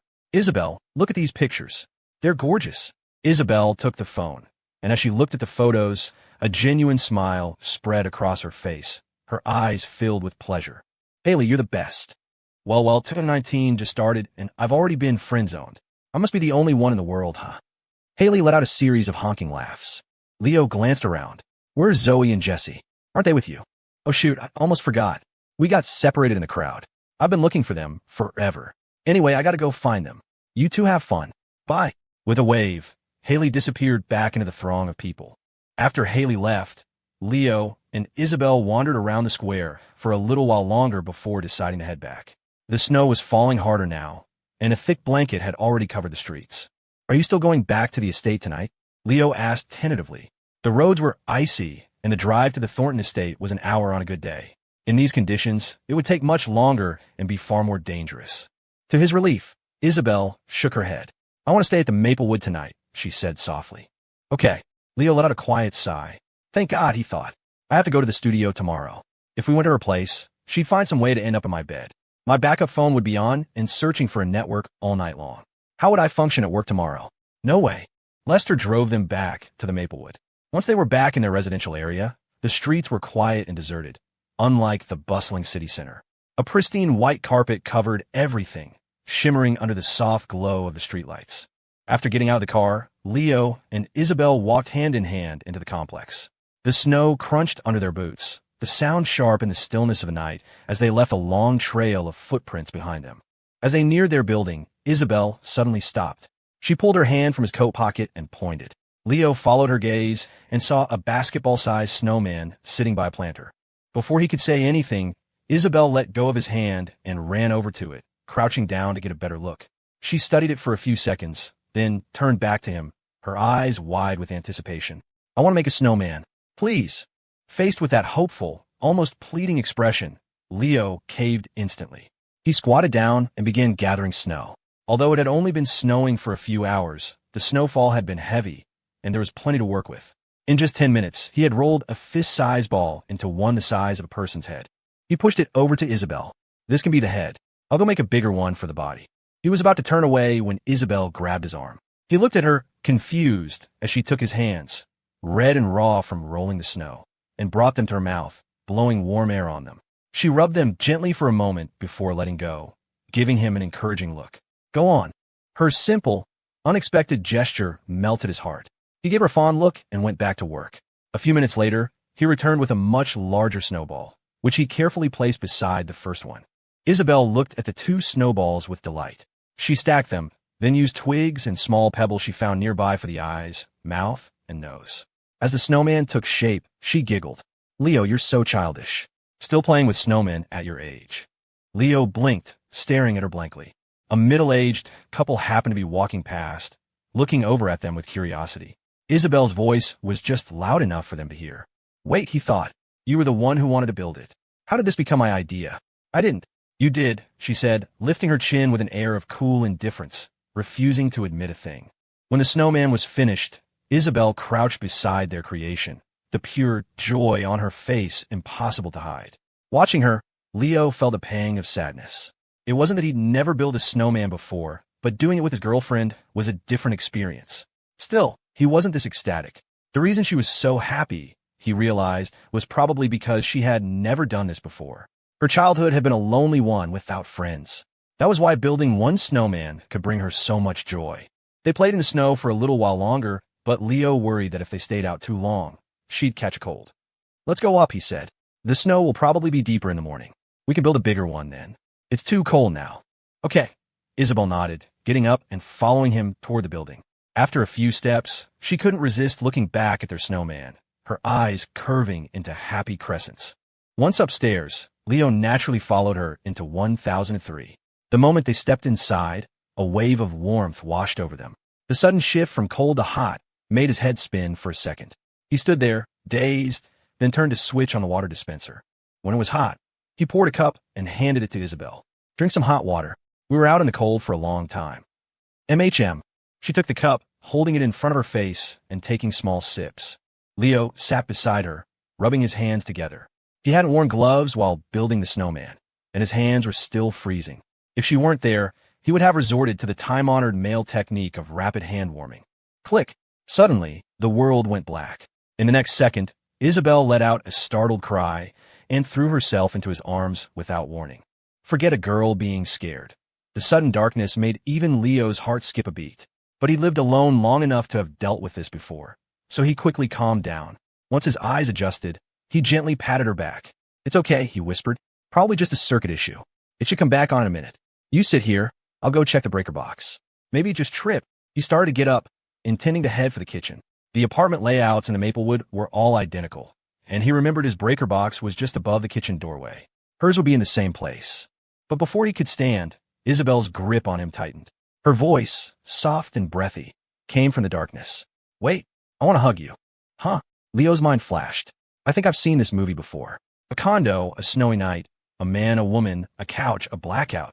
He felt her soft body press against his. Her face nestled into the crook of his neck. Her hair brushed against his nose, and a jolt went through him. He took a deep breath, cupped her face, and kissed her. In the dark, Isabel was momentarily stunned, but then she responded with equal fervor. Anyone who's made out in the dark knows it's 100 times more intense than when you can see. He soon felt her body go limp in his arms, as if her bones had turned to liquid. He wrapped one arm around her waist, his hand landing on the strap of her bra. His breath hitched.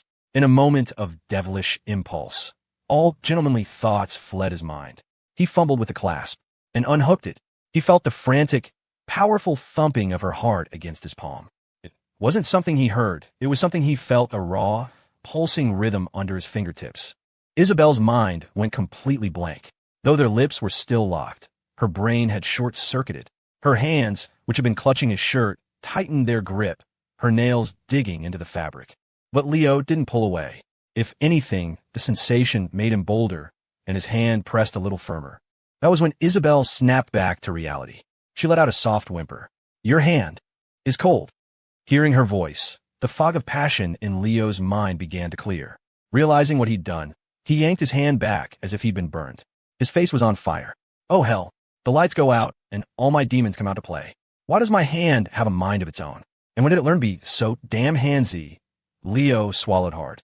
He could still feel the residual warmth from her heartbeat on his left palm, which had been ice cold from the snow just moments before. The power was still out.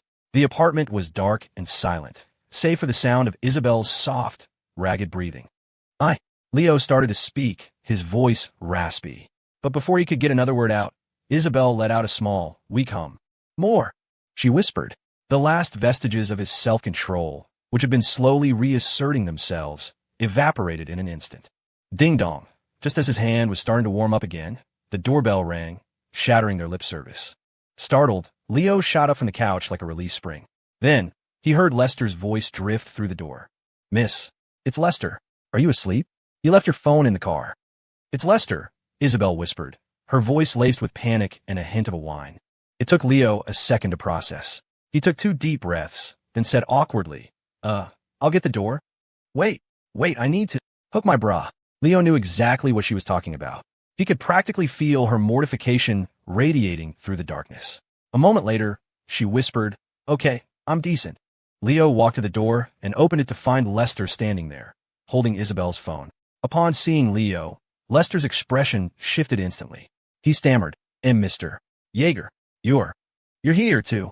Leo scratched his head, forcing a casual tone. "Hi, I was just about to leave, but then the power went out. See? It's pitch black." Lester peered into the apartment, a flicker of suspicion in his eyes for the first time. "Mr. Yeager, is it really a power outage?" Leo found his question odd. Usually, Lester would be offering to fix the problem immediately. This time, his reaction felt different. But Leo nodded anyway. "Yeah, it is. All right then. Well, Mr. Yeager, let me take a look. It's best you don't touch anything. Breaker boxes can be dangerous." Lester then called politely into the apartment. "Miss, you left your phone in my car." "Mr. Yeager said the power is out. It may be a trip breaker. May I come in and check for you?" "MHM." Isabel's soft reply came from inside. With her permission, Lester smiled at Leo, handed him the phone, and went into the kitchen, leaving the front door open. A moment later, the lights flickered and then blazed back to life. "Mr. Yeager, miss, it looks like the breaker is a bit old, so the unstable voltage caused it to trip." Lester emerged from the kitchen, looking flustered. "Well, if there's nothing else, I'll be on my way. Mr. Yeager, have a good night." He hurried to the door, but then stopped as if remembering something. He turned back, his expression apologetic as he looked at Leo. "Mr. Yeager, I'm truly sorry." Leo stared back, completely baffled. Sorry?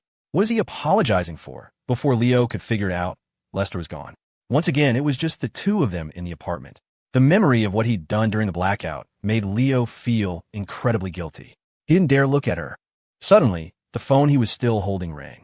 He glanced down and saw Haley's name on the screen. He cleared his throat. It's Haley. Probably calling to see if we got home safe." "Okay," Isabel murmured. She walked over, head down, and took the phone from his hand. "Hello, Haley." As Isabel started talking, Leo took his cue and slipped out of 1003, quietly closing the door behind him. Back in the hallway, he he let out a huge sigh of relief. He looked down at his left hand, and his breathing hitched. Soft. Back in his own apartment, Leo sat on the couch in a daze for a long time before finally getting up to wash his face. When he looked in the mirror, he froze. In an instant, he understood Lester's strange behavior and his final, cryptic apology. Reflected in the mirror was his own face, his mouth smeared with lipstick. So when I opened the door, Lester saw me and knew exactly what we were doing. Leo's breath caught in his throat. It was the most socially catastrophic moment of his life. Lester, you're a dead man, he thought. You know too much. The next morning, Leo woke up at 8. He went to the window and saw that the snow hadn't stopped all night. The world outside was a blanket of white. Wow, it must have snowed all night, he murmured. He was glad they hadn't driven back. The roads were bound to be treacherous. Looking out at the winter wonderland, his mind drifted back to the previous night in 1003. A smile touched his lips before he quickly suppressed it. While getting ready, he scrolled through the messages in the Starfall Studios employee group chat. Now that the team was growing, they had a separate chat for work reports. Per Sean Zhao's instructions, the first thing everyone did each morning was post the overnight data and video completion rates. Of course, being New Year's Day, there were only a few people working. Mark Zhang and 2 other editors were taking the holiday shift to get some time off later. After he finished getting ready, Leo sent a text to Isabel. Heading to the studio. Have some work to take care of. I'll come get you this afternoon when I'm done. He didn't expect a reply right away. They had gone to bed after 2 in the morning. She was probably still curled up under the covers. To his surprise, when he opened his apartment door, a figure immediately launched itself into his arms. Whoa! Leo looked down to see Isabel, looking adorable in fluffy, bunny-eared slippers and a fuzzy pajama set. Her hair was a bit messy, and her face was flushed with sleep, giving her a slightly dazed look. What are you doing up so early? Woke up to use the bathroom and saw your text. She looked up at him, her eyes shining. And I kind of missed you. It was the first time she had ever said those words to him. It sent a jolt through his chest. He squeezed her cheek gently. Okay, one hug, then back to bed. It's freezing out here. You'll get sick. But Isabel just snuggled deeper into his embrace, shaking her head. Don't want to sleep anymore, she mumbled. Take me with you to your studio. It snowed all night. The roads are probably all ice, so I'm taking the subway. Besides, it's cold, and you'll just be bored sitting there by yourself. Be good and stay home. I'll take you out this afternoon when I'm back. No, I want to go. I can be quiet and just watch you work. Seeing the stubborn set of her jaw, Leo paused. He realized this was the first time she had ever pushed back so firmly against something he'd said. A thought struck him, and he finally nodded. All right, go get changed. I'll take you with me. Okay. A bright smile lit up her face, and she quickly went back to her apartment. Leo stood in the hallway, watching her go, a pensive look on his face. He could guess what that was about. When she was little, she had probably begged her father just like that, asking to go to the office with him, and she had probably been told no every single time. He sighed, a wave of tenderness washing over him. He knew that their relationship wasn't just about giving her a new sense of security and love. It was also about healing the parts of her childhood that were missing. A few minutes later, Isabel emerged, dressed in a long down coat, a white beret, a scarf, and boots. He couldn't see what she was wearing underneath the long coat, but she was bundled up enough that he wasn't worried about her getting cold. She bit her lip, then habitually tucked her hand into his coat pocket. Lifting her chin, she announced in her classic cool tone, "Let's go." Leo couldn't help but smile. "Let's go."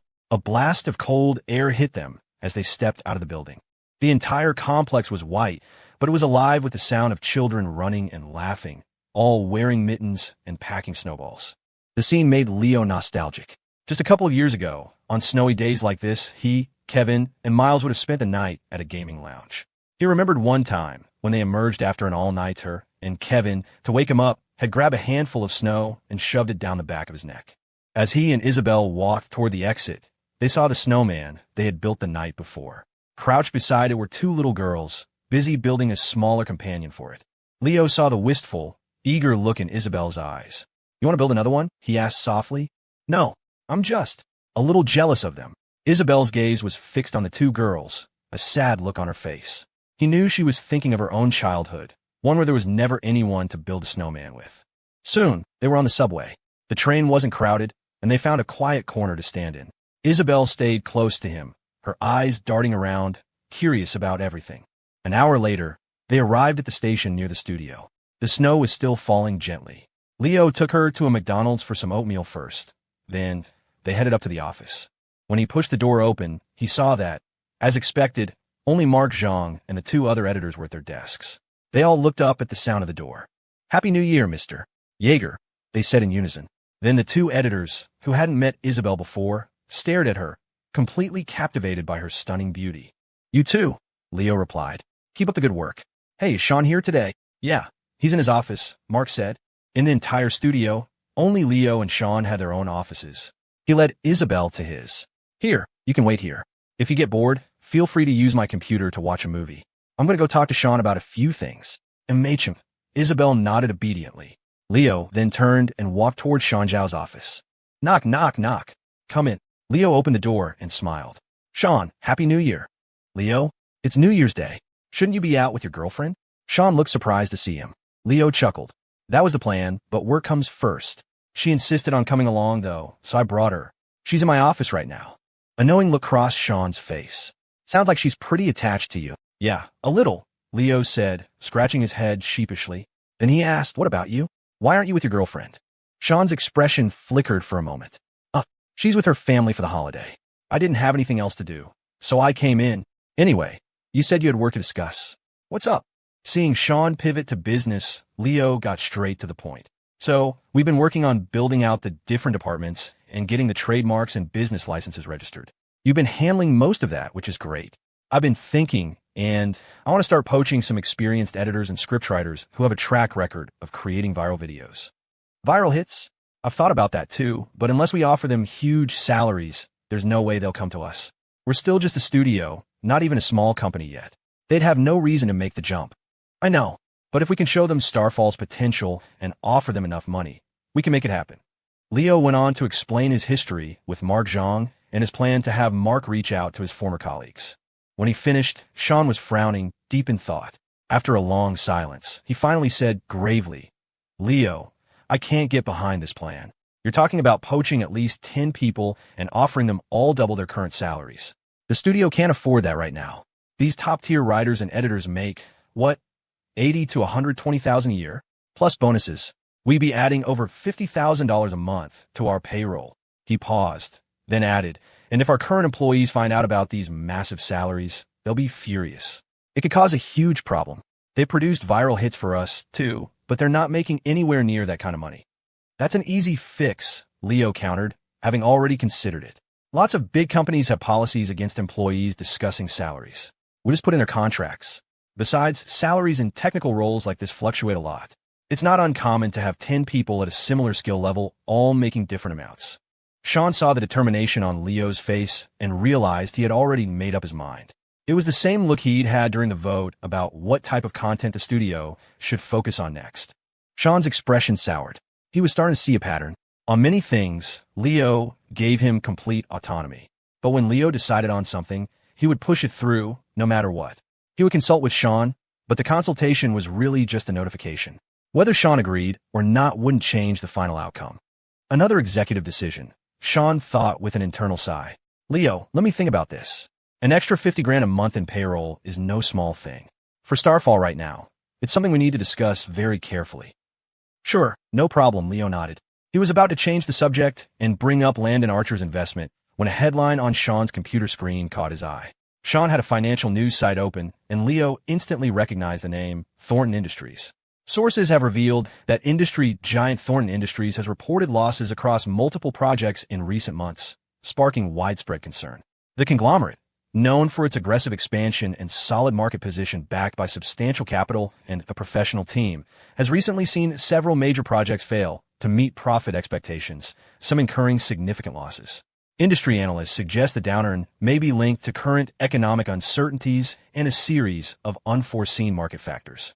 As of now, Thornton Industries chairman Richard Thornton has made no public statement on the matter. Leo's eyes scanned the article, his brow furrowing. He was stunned. Isabel's family company has been losing money for months. "Leo, what's wrong?" Sean asked, noticing his strange expression. Leo snapped out of his trance and shook his head. "Nothing. I'm just surprised that a company as big as Thornton Industries could be losing money for months on end." "Oh, that," Sean explained nonchalantly. "It's actually pretty normal. The report says losses, but it could just be someone inside the company deliberately investing in failing projects. It's probably part of an internal power struggle. Once one side wins, They'll clean house and the losses will disappear. Just by reading the news, ordinary people like us can never see the full picture. Leo just grunted in response, his mind racing. A strange thought popped into his head. What? He was stunned. Isabel's family company has been losing money for months. Leo, what's wrong? Sean asked, noticing his strange expression. Leo snapped out of his trance and shook his head. Nothing. I'm just surprised that a company as big as Thornton Industries could be losing money for months on end. Oh, that. Sean explained nonchalantly. It's actually pretty normal. The report says losses, but it could just be someone inside the company deliberately investing in failing projects. It's probably part of an internal power struggle. Once one side wins, they'll clean house and the losses will disappear. Just by reading the news, ordinary people like us can never see the full picture. Leo just grunted in response, his mind racing. A strange thought popped into his head. What if one day something really did happen to Isabel's family? What if she went from being a wealthy heiress to an ordinary person overnight? Could she really handle a life like that? Leo and Sean spent some more time planning the studio strategy leading up to the holidays. They agreed that if they were serious about turning the studio into a full-fledged media company, they needed to move fast and get everything in place before the end of the year. Otherwise, paperwork and other processes would slow to a crawl during the holiday season. When they finished, Leo glanced at the time and was surprised to see it was already past 1 o'clock. They'd completely missed lunch. The meeting had gone quicker than he'd expected. All right, Sean, let's stick to the plan for now. And please, think about the recruitment idea as soon as you can. Sean nodded, his expression unreadable. Leo left Sean's office and was heading back to his own to get Isabel for lunch when his phone rang. He was surprised to see Miles's name on the caller ID. They hadn't talked much since the dinner with Jian Zhang. Now that Miles was calling him out of the blue, Leo felt a flicker of concern. He answered, and Miles's cheerful voice came through the line. Leo, my man. Happy New Year. Cut the crap. What's up? Why are you calling me? Nothing special. It's just, you know how we always get together on New Year's for dinner and then an all-nighter at the gaming lounge? I know you and Kevin both have girlfriends now, so I was just calling to see if we're still on for dinner this year. You guys can bring your ladies. My treat. Miles's words made Leo pause. He'd completely forgotten. For years, the three of them, him, Kevin, and Miles, had a tradition of getting together on New Year's Day for a meal and a gaming marathon. It was a ritual they'd kept since middle school. Between the studio and Isabel, it had totally slipped his mind. A pang of guilt hit him. I'm in, he said, but I don't know about Kevin. I'll call him and ask. No worries, man, I'll call him. Miles was about to hang up, but Leo stopped him. Hold on. Miles, did I hear you right? You said it's your treat? Did you hit the lottery or something? I was just about to tell you to sign up for an online course on social media management, so you could come work at the studio. Miles laughed sheepishly. That's okay, Leo. I know you and Kevin are making bank with the studio, and you want to help me out, but I also know I was never as smart as you guys. I'm not cut out for that brainy stuff. After I started college, I joined a martial arts club. You know, I went to that combat school for a while. Anyway, I met some upperclassmen there. One of their families owns a dojo teaching self-defense classes. He got me a job as an instructor. They're paying me $25 an hour, and I'm working 15 to 25 hours a week now. A dojo? Leo was surprised. Miles had spent years at that school, and it was the real deal. He had learned not only kickboxing, but also some foreign fighting styles. Leo had always figured those skills would never be useful. He never imagined they'd actually pay off. Damn, kid. Good for you. Haha, thanks, man. I've been working there for a month already. I just got paid yesterday, so dinner's on me tonight. You, Kevin, and the two sis-in-laws. Leo agreed, and they hung up. He had just put his phone away when he saw Mark Zhang walking toward him, looking a little uncomfortable. Mark leaned in and whispered, Leo, you should probably go check on your office. While you and Sean were in your meeting, Isabel bought a ton of plants. She put a bunch in your office, and then one on every single one of her desks. The three of us tried to help her, but she refused. She said she didn't want to interrupt our work. She carried all those pots in one by one. I got tired just watching her. Leo glanced around and noticed for the first time that every workstation did indeed have a new plant, adding a touch of life to the otherwise plain office. A warmth spread through his chest, mixed with a pang of concern. She had carried them all in by herself. He looked at Mark, a hint of disapproval in his voice. Mark, it wouldn't have taken you guys that long to help her. Mark gave a wry smile. Leo, you misunderstand. Of course I wasn't going to let her do all that by herself. I told her that, but she said. He trailed off, and a new voice finished the sentence in Leo's mind. She told us not to stop working. She said we had to hurry up and make money for you, so you'd have enough to marry her sooner. Hearing Mark's words, Leo froze, an indescribable emotion swelling in his chest. In his mind's eye, he could vividly picture Isabel, standing before Mark and the others, her expression cool, but her words full of purpose. Don't stop working. You need to make money for Leo, so he can marry me sooner. Until that moment, Leo had never seriously thought about marrying Isabel. It wasn't that he didn't want to. It was just that in the back of his mind, he was acutely aware of the massive gap between his current status and the Thornton family. To talk about marriage at this stage felt like a fantasy, and Leo wasn't one for indulging in unrealistic dreams. He had never allowed himself to imagine a future where Isabel was his wife. He never knew. All this time, she had been thinking, when is Leo going to marry me? A sharp, sweet ache pierced the softest part of his heart. He kept his face neutral, clearing his throat. I get it, Mark. Leo, you're a lucky man, Mark said wistfully, to have a girlfriend who's always thinking about when she can marry you. Leo didn't reply. He just walked quickly toward his office. When he pushed the door open, he was greeted by the sight of a room transformed. It was filled with greenery, like a small garden. Isabel was standing by his desk, a faint smile on her lips as she watered a vibrant pothose plant. Her forehead was dotted with tiny beads of sweat, a clear sign of her earlier efforts. Leo stood there for a moment, watching her, his heart overflowing with a tender affection. He walked over, gently took the watering can from her hand, and set it aside. You must be exhausted, he said softly, his eyes full of concern. Isabel lifted her chin and shook her head. Not tired? Yeah, right. It's freezing today, and you're sweating. Why all the plants, all of a sudden? Your office was too plain. I want to make it prettier, so you'd be in a better mood when you work here. His heart skipped a beat. Then why didn't you let Mark and the others help you carry them? You moved all of this by yourself. Isabel narrowed her eyes, her tone nonchalant. They were busy. I didn't want their help. They were afraid I, the boss's wife, would dock their pay, so they didn't insist. Really? Leo raised an eyebrow. If Mark hadn't told him the full story, he might have actually believed her. Seeing his skeptical look, Isabel nodded earnestly, not a hint of guilt on her face. Really? I never lied to you. Oh, because I just heard from Mark that you specifically told him not to stop working. Said something about them needing to help me make money faster, so I can marry you sooner. The calm expression on Isabel's face vanished, replaced by a blush that spread rapidly across her cheeks. She bit her lip, puffed out her cheeks, and muttered, Mark is a bad person. We should cut his pay. Seeing her adorable pout, Leo chuckled. Mark works for our studio, not for your family like Lester. You can't just cut someone's pay for something like that. But that's not the point. The point is, are you really always thinking about when I'm going to? Before he could finish, Isabel shot her hand up and clamped it over his mouth. Don't say it, she stammered, her face crimson.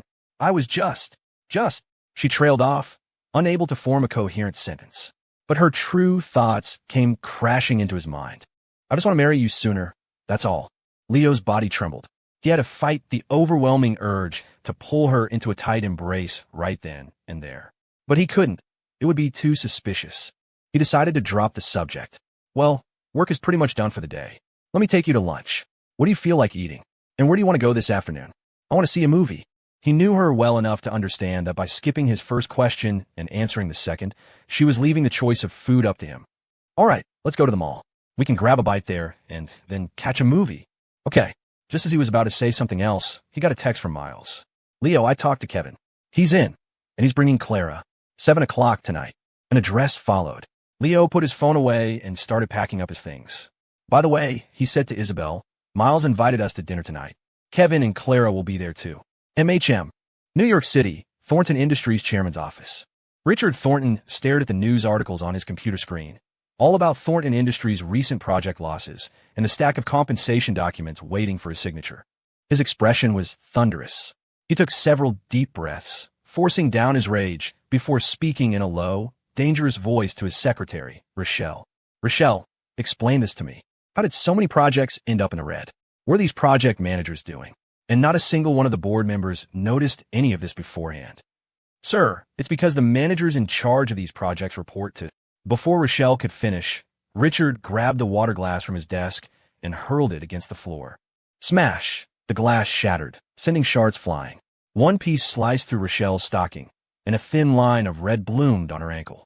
Richard didn't even notice. Don't you dare tell me that every single one of these managers works for Sharon, he roared. You'd better think very carefully before you answer me. I recognize several of these names. If I'm not mistaken, Leo Howard and Ethan Yates work for Mr. Walsh, do they not?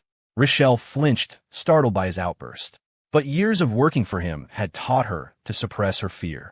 She bit her lip and said quietly, "My apologies, sir. It was an oversight in my investigation. I will re-verify who each of these managers reports to immediately." Richard sneered. "Don't bother. By the time you figure it out, the company will have lost even more money. Send a notice to all the board members. Meeting in 2 hours. I want to see for myself who is trying to watch me fall." "Richard, if there's nothing else, I'll be heading out. I know you're stressed about these losses, but there are some things you need to address first." "Richard, old friend, you know I'm nearing retirement. I'll support whatever you decide, but this wasn't on me. You're barking up the wrong tree." "Richard, the point is, you need to come up with a solution for these projects and fast." "Mr. Thornton." Richard Thornton watched as the board members filed out of the conference room, each offering a few parting words.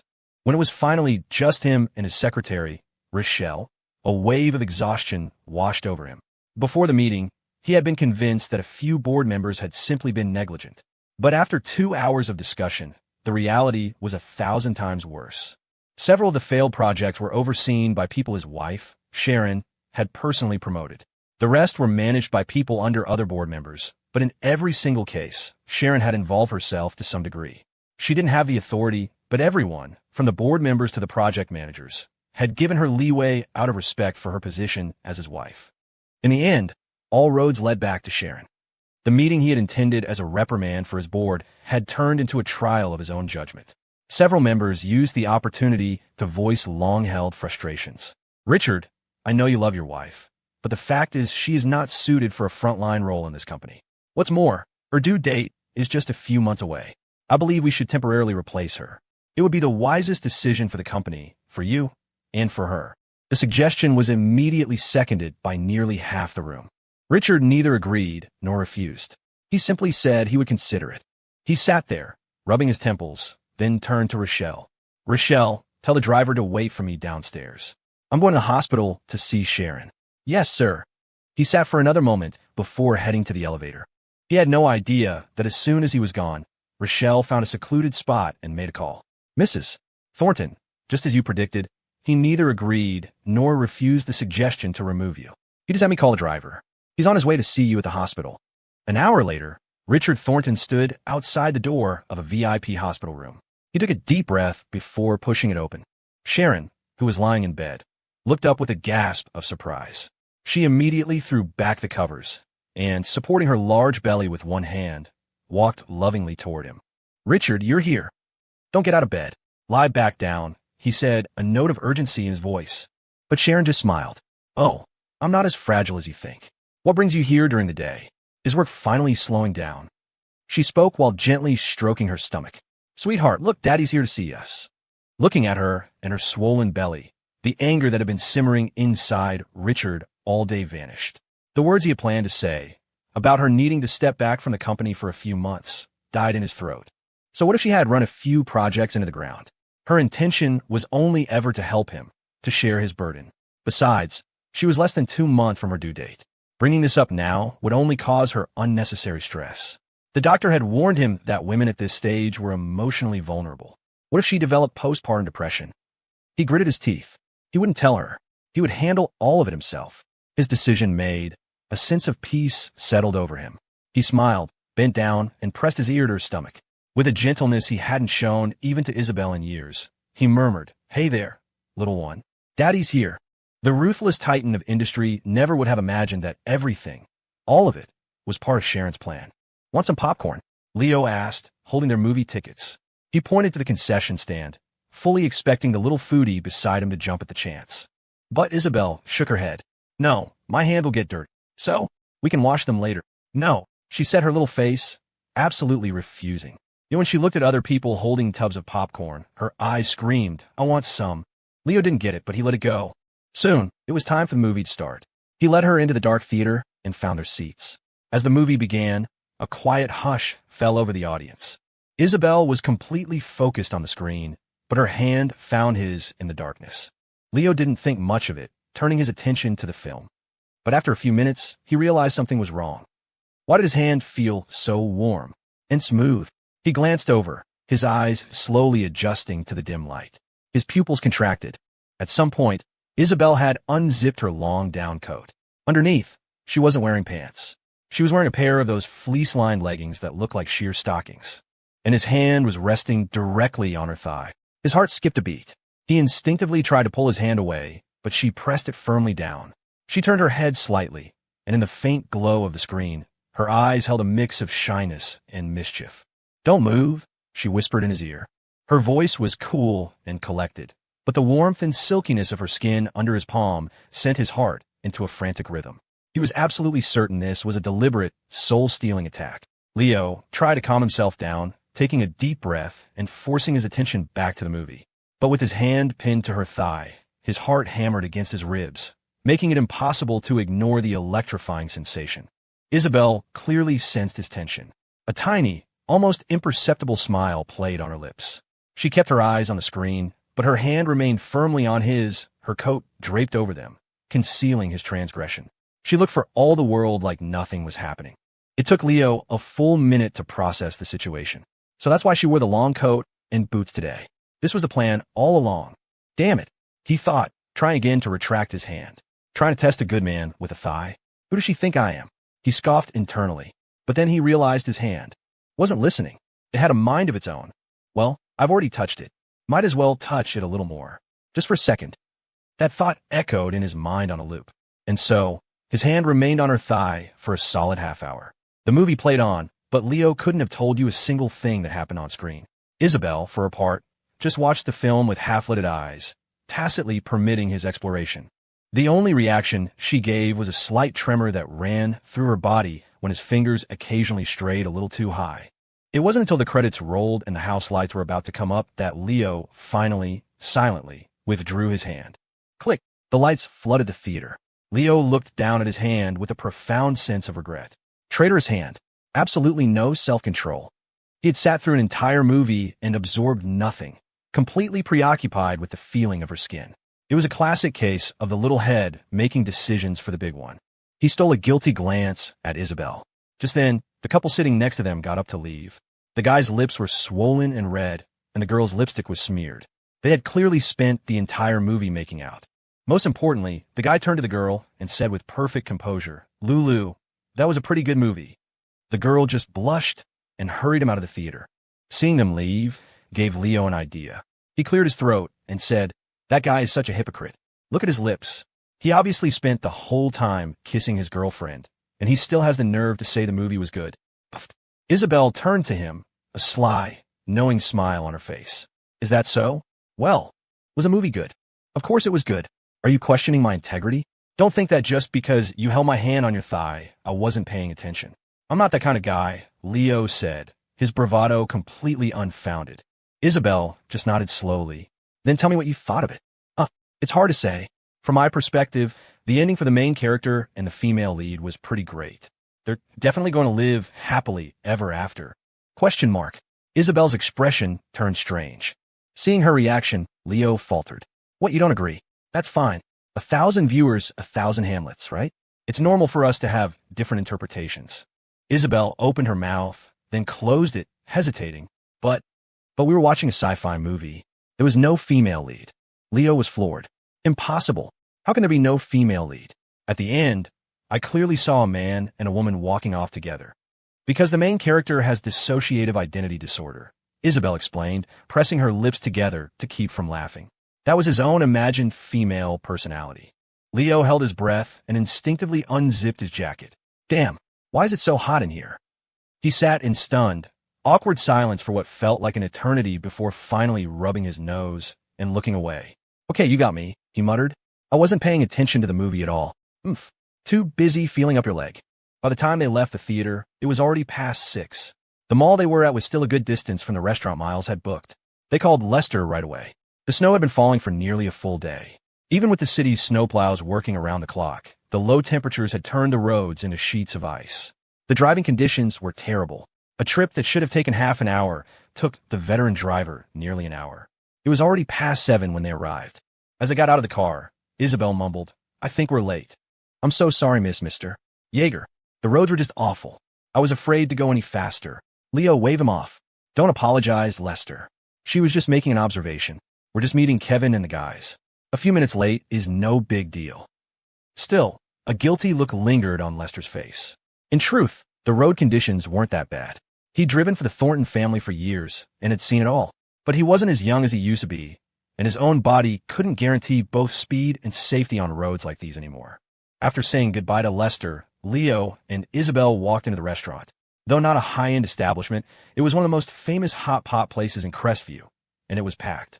Isabel's beauty was, as always, a showstopper. Combined with her unique, cool aura, her entrance turned more than a few heads. Leo, over here. Miles, sitting at a table by the window, spotted them and jumped up, waving them over. They looked and saw that Kevin and Clara were already there.